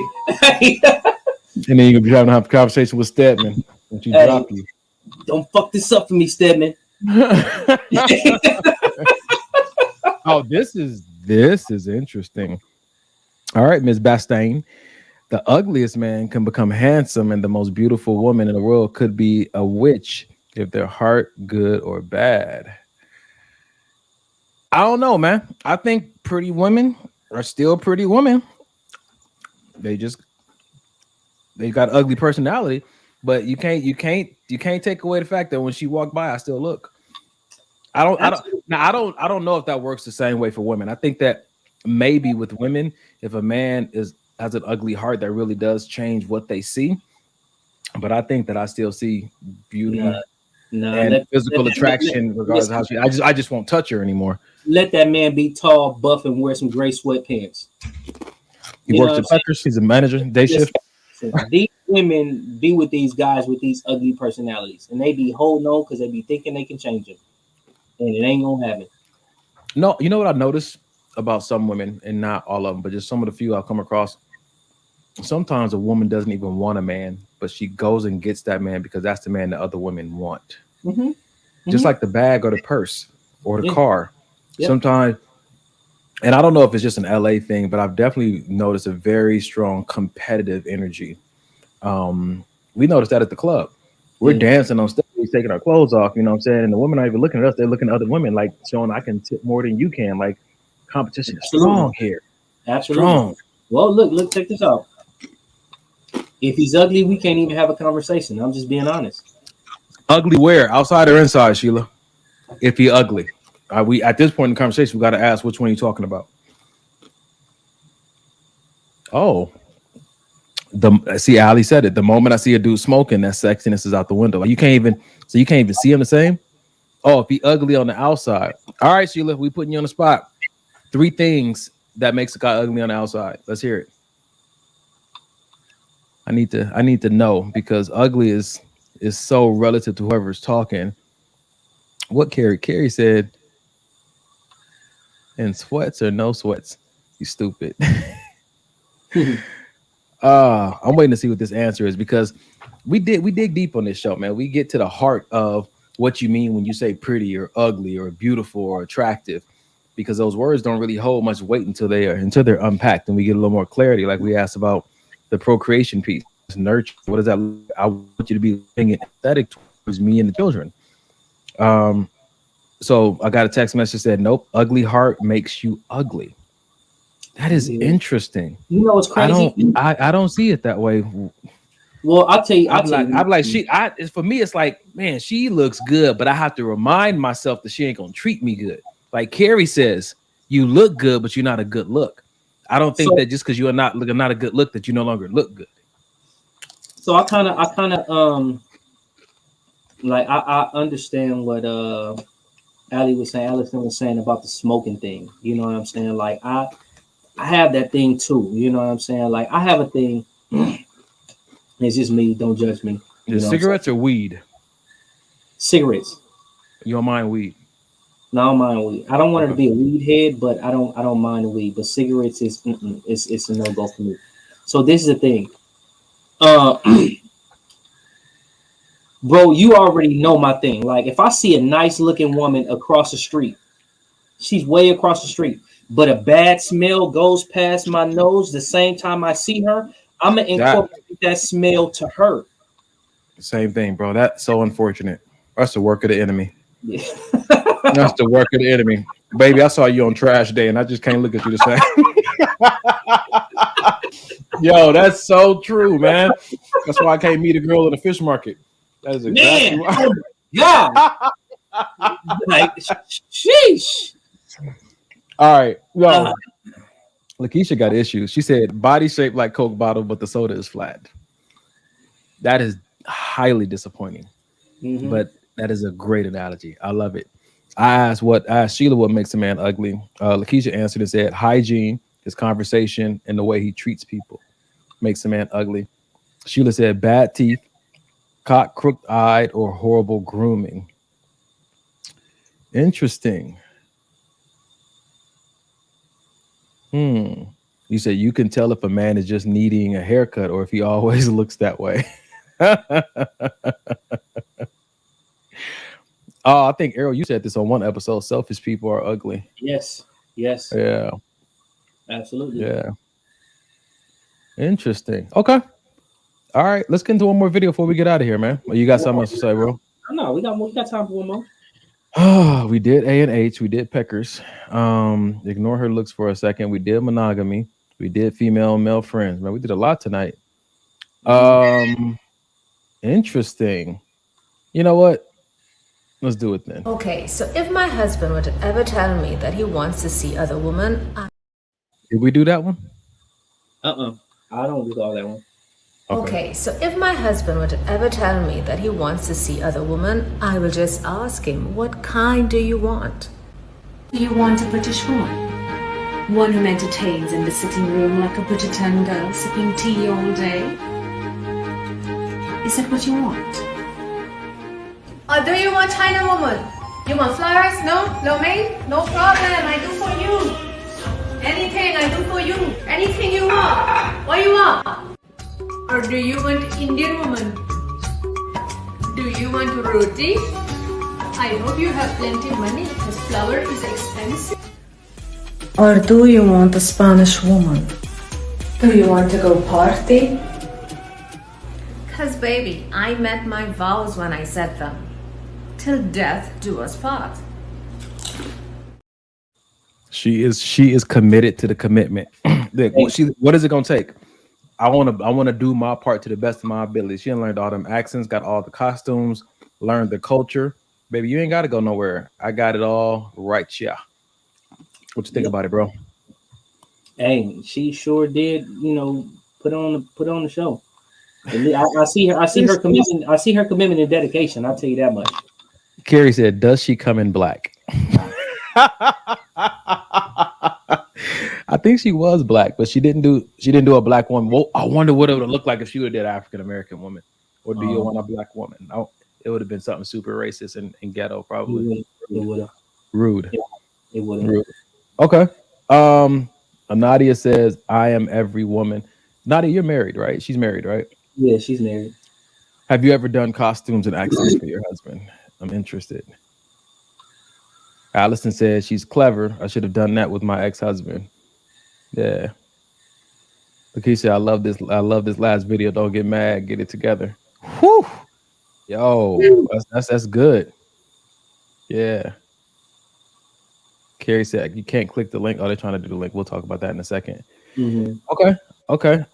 She said, I think the funniest part, Mick Jellin said, I think the funniest part about being with somebody else is figuring out what they like and giving them different ways to smile. I love that. I think now this is the thing about it. I'm a performer. I'm an entertainer. I love to, do all kind of interesting things like that. Everybody's not that way. And so it's interesting to see people who aren't that expressive in that sense innately, how they create variety for their spouse. Because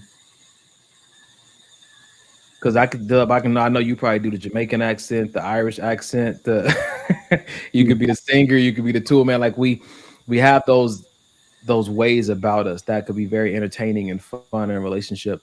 But I never really hear about women wanting men to be those multiple ways. It seems like it's always men that need their women to be able to put on different faces. Probably so, yeah. You know what? I'll say this. I have heard women say certain things about like role playing and stuff like that. You know what I mean? Like I've heard women say a few different things about, like the little fake kidnap and the fake breaking in the house. Yeah. Yeah. What? Well, I'm gonna tell you what I'm excited about. You know what I'm saying? I'm not gonna talk about too much. I ain't gonna put too much out there, but the roles that I want everybody to play, you know what I'm saying, for my birthday. You know what I'm saying? Don't talk about it because I don't want nobody trying to steal my idea. But yeah. And that's people gonna have to step out their comfort zone. But hey. So you're operating from the understanding that everybody's able to step out of that zone. You know what? Sometimes people just don't allow themselves to. You know what I'm saying? Sometimes I think stepping out of your comfort zone, everybody is able to. Is it sometimes you just don't allow yourself to? I think sometimes people are so terrified by the uncomfortable that they don't allow themselves to step out their comfort zone. Because honestly, I think everybody steps out of their comfort zone when they have to. You take a parent, you know what I'm saying, who's not right when they have to. You take a parent who's not a fighter, you know what I'm saying, but let that fight or flight mode come in because somebody's trying to mess with their kid. You know what I mean? That's outside of their comfort zone. They're gonna do what they have to. When it comes to work, sometimes just providing for people. You know what I'm saying? Even learning a new skill set at work, it could be outside of your comfort zone. But if you have to do it, you'll do it. You'll make those adjustments. This goes back to a conversation we were having earlier in the podcast. I think that oftentimes people don't feel the mandate to step outside of their comfort zone because they're hyper focused on being accepted for who they are. Yep. And I think that creates a resistance inside of you to venture off into your moreness because you don't feel like you've been accepted for who you are at your core. And so I think it's the job of both parties to, if you want your partner to show you the moreness, it is important to make sure you've made it obvious that you accept the core, that the core is accepted, loved, and appreciated. You just want to see what else they can do versus somebody feel like if I go into these costumes and these accents that you might fall in love with that and not want me in that original sense. Right. Which could very well happen. That could be tricky. Yeah. But never. Yeah, I can't say never, but just I think it was just a good conversation to have. I do. I think it was a good conversation to have. Yeah. Oh man. Well, Time, we've reached it, man. It's 10:03. We did well tonight, man. Yeah, we buddy. Ladies and gentlemen, what was your favorite part of the show tonight? We thank you guys for all your input. Kenny, I'm looking forward to Titties coming to a city near me. Errol still not going to Peckers with his girl. He don't have nothing to do with it. I think women are looking for dicks and dogs. So they looking for looking for Peckers. That's to be Peckers and dicks and dogs, huh? Instead of hush puppies, swesh puppies. Yeah. Listen, we talked about a lot tonight. Whatever your favorite part was, throw it in the throw. Yeah, Carrie, you missed. We have to play that video again for. We're gonna play it as we exit the show tonight. If you missed this video earlier, we're gonna play it for you, and then we're gonna close out with some prayer. Let's see, where is it at? Okay, so hear me out. Men have hooters, right? So what if we had a restaurant where tatted, bearded men walked around with no shirts, just sweats, gray sweats, and served us wine? We could call it Peckers. That was probably the highlight of the show for a lot of people. That conversation was good. If you didn't see it, go back and watch it again. Carrie stupid. Carrie said, I'm the manager. So even just looking at it just now, even looking at it just now, she said something. Yeah. Good. So she just said something just now that I missed, right? Because we even put together a menu that she didn't even say. She said all they do is walk around and serve us wine. Oh, not even corn dogs, just wine. Not even corn dogs, just wine. Okay. So would you go now?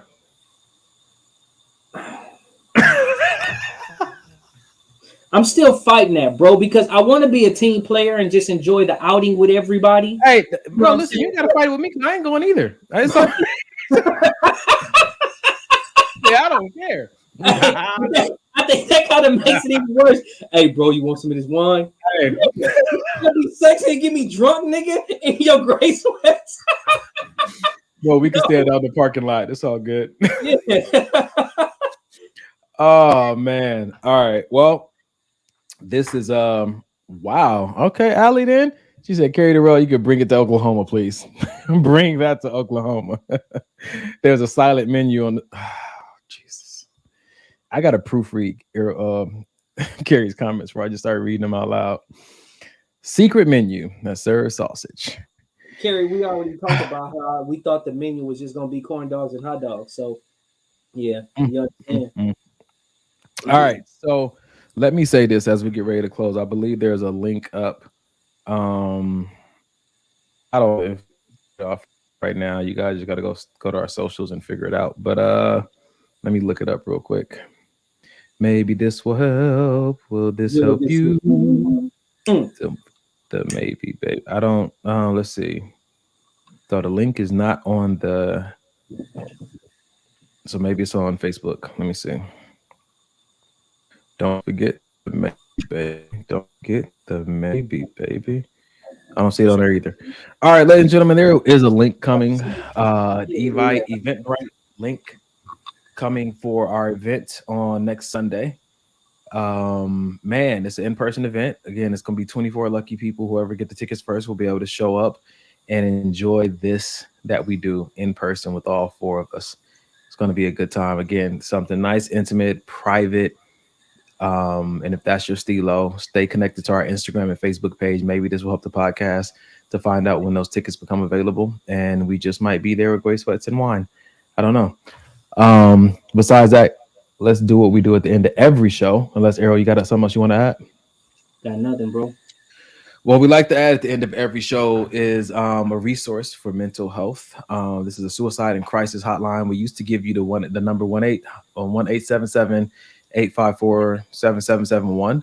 Yeah. Now it's been shortened to pound 988.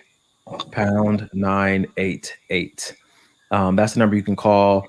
They speak multiple languages. If you're having any kind of crisis and you need help, therapy, counseling, support groups, or if it's not necessarily a crisis and you're struggling with some thoughts and you're just trying to find a resource to help you mentally, you can still call this number and you can be supported there at hashtag 988, or you can be redirected to another resource that can help you. But just save this number as I guess a rule of thumb, a first call to action whenever you find yourself or someone you love find himself in a situation that seems to be a little bit more than they can manage emotionally. Pound 988, take a screenshot of that. Go ahead, bro. Oh, okay. I was just trying to see if it was up on the site yet. Okay. So Kerry said, "Here's the link. Eventbrite tickets." He said it's available now. Where is the link at? Right now. Let's see if it's on the. Maybe this will help. We're telling people to go to our Facebook and Instagram page. So if one of you wonderful fellas can put it up on there and make it convenient for the people, putting it in the chat is not a good look. That's not what we promised. So I'm checking right now. I don't see it on the maybe this will help IG page yet. Okay.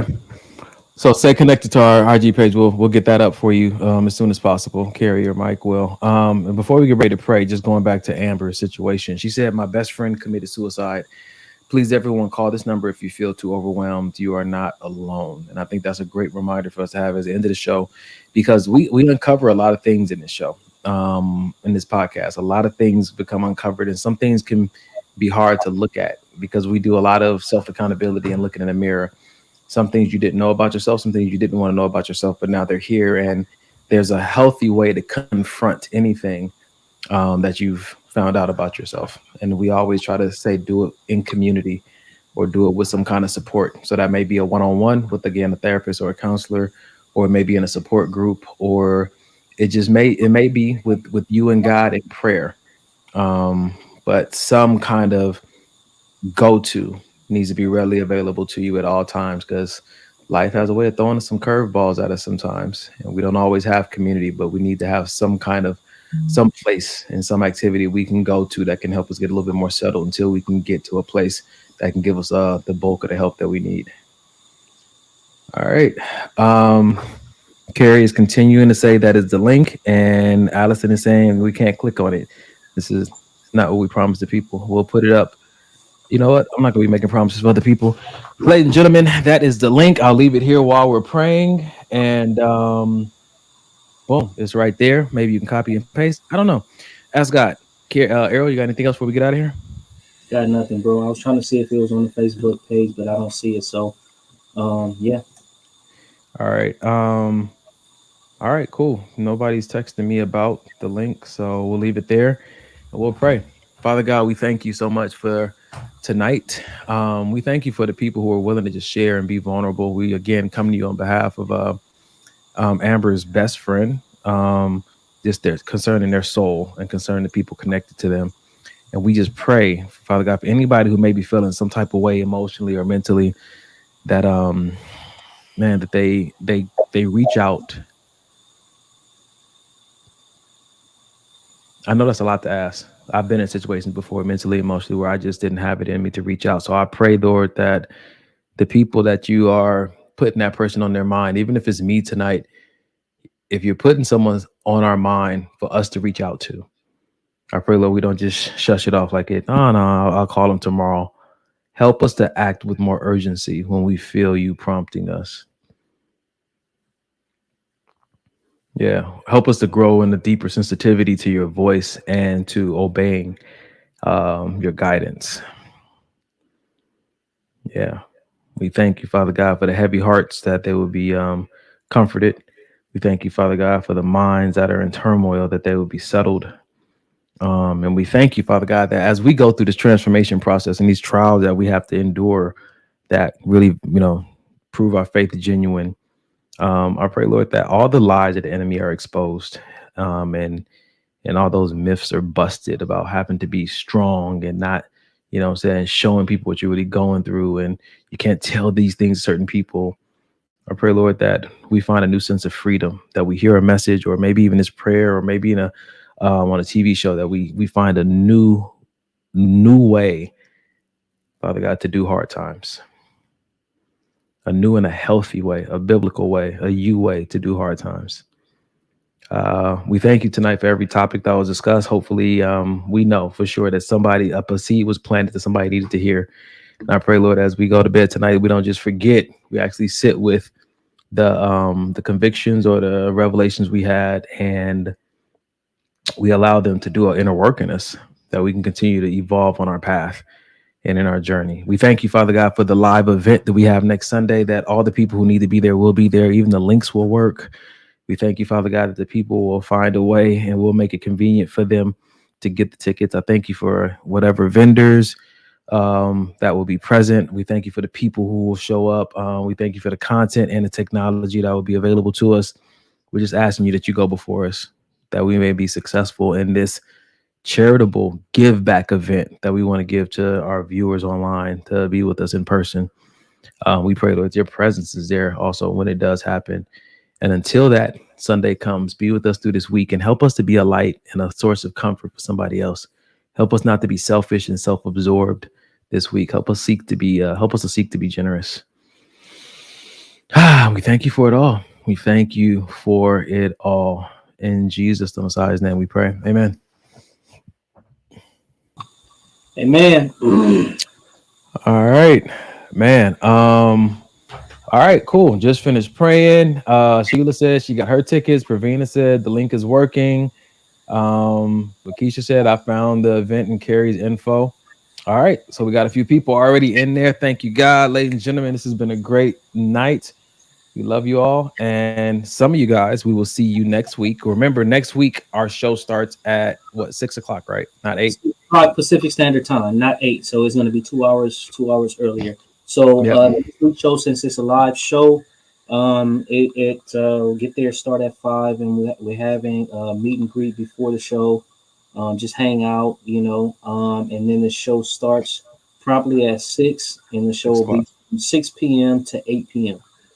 So the show is going to be pushed up 2 hours for the live taping. So we should probably post some stuff throughout the week to just remind our faithful viewers that it's not going to be 8 to 10. So we'll work on that. Pray for us to be diligent in our stewardship. All right. If that's it, man, me and Errol going to fill out our application for Peckers, and we'll see you guys next week. Yep. 2 checks.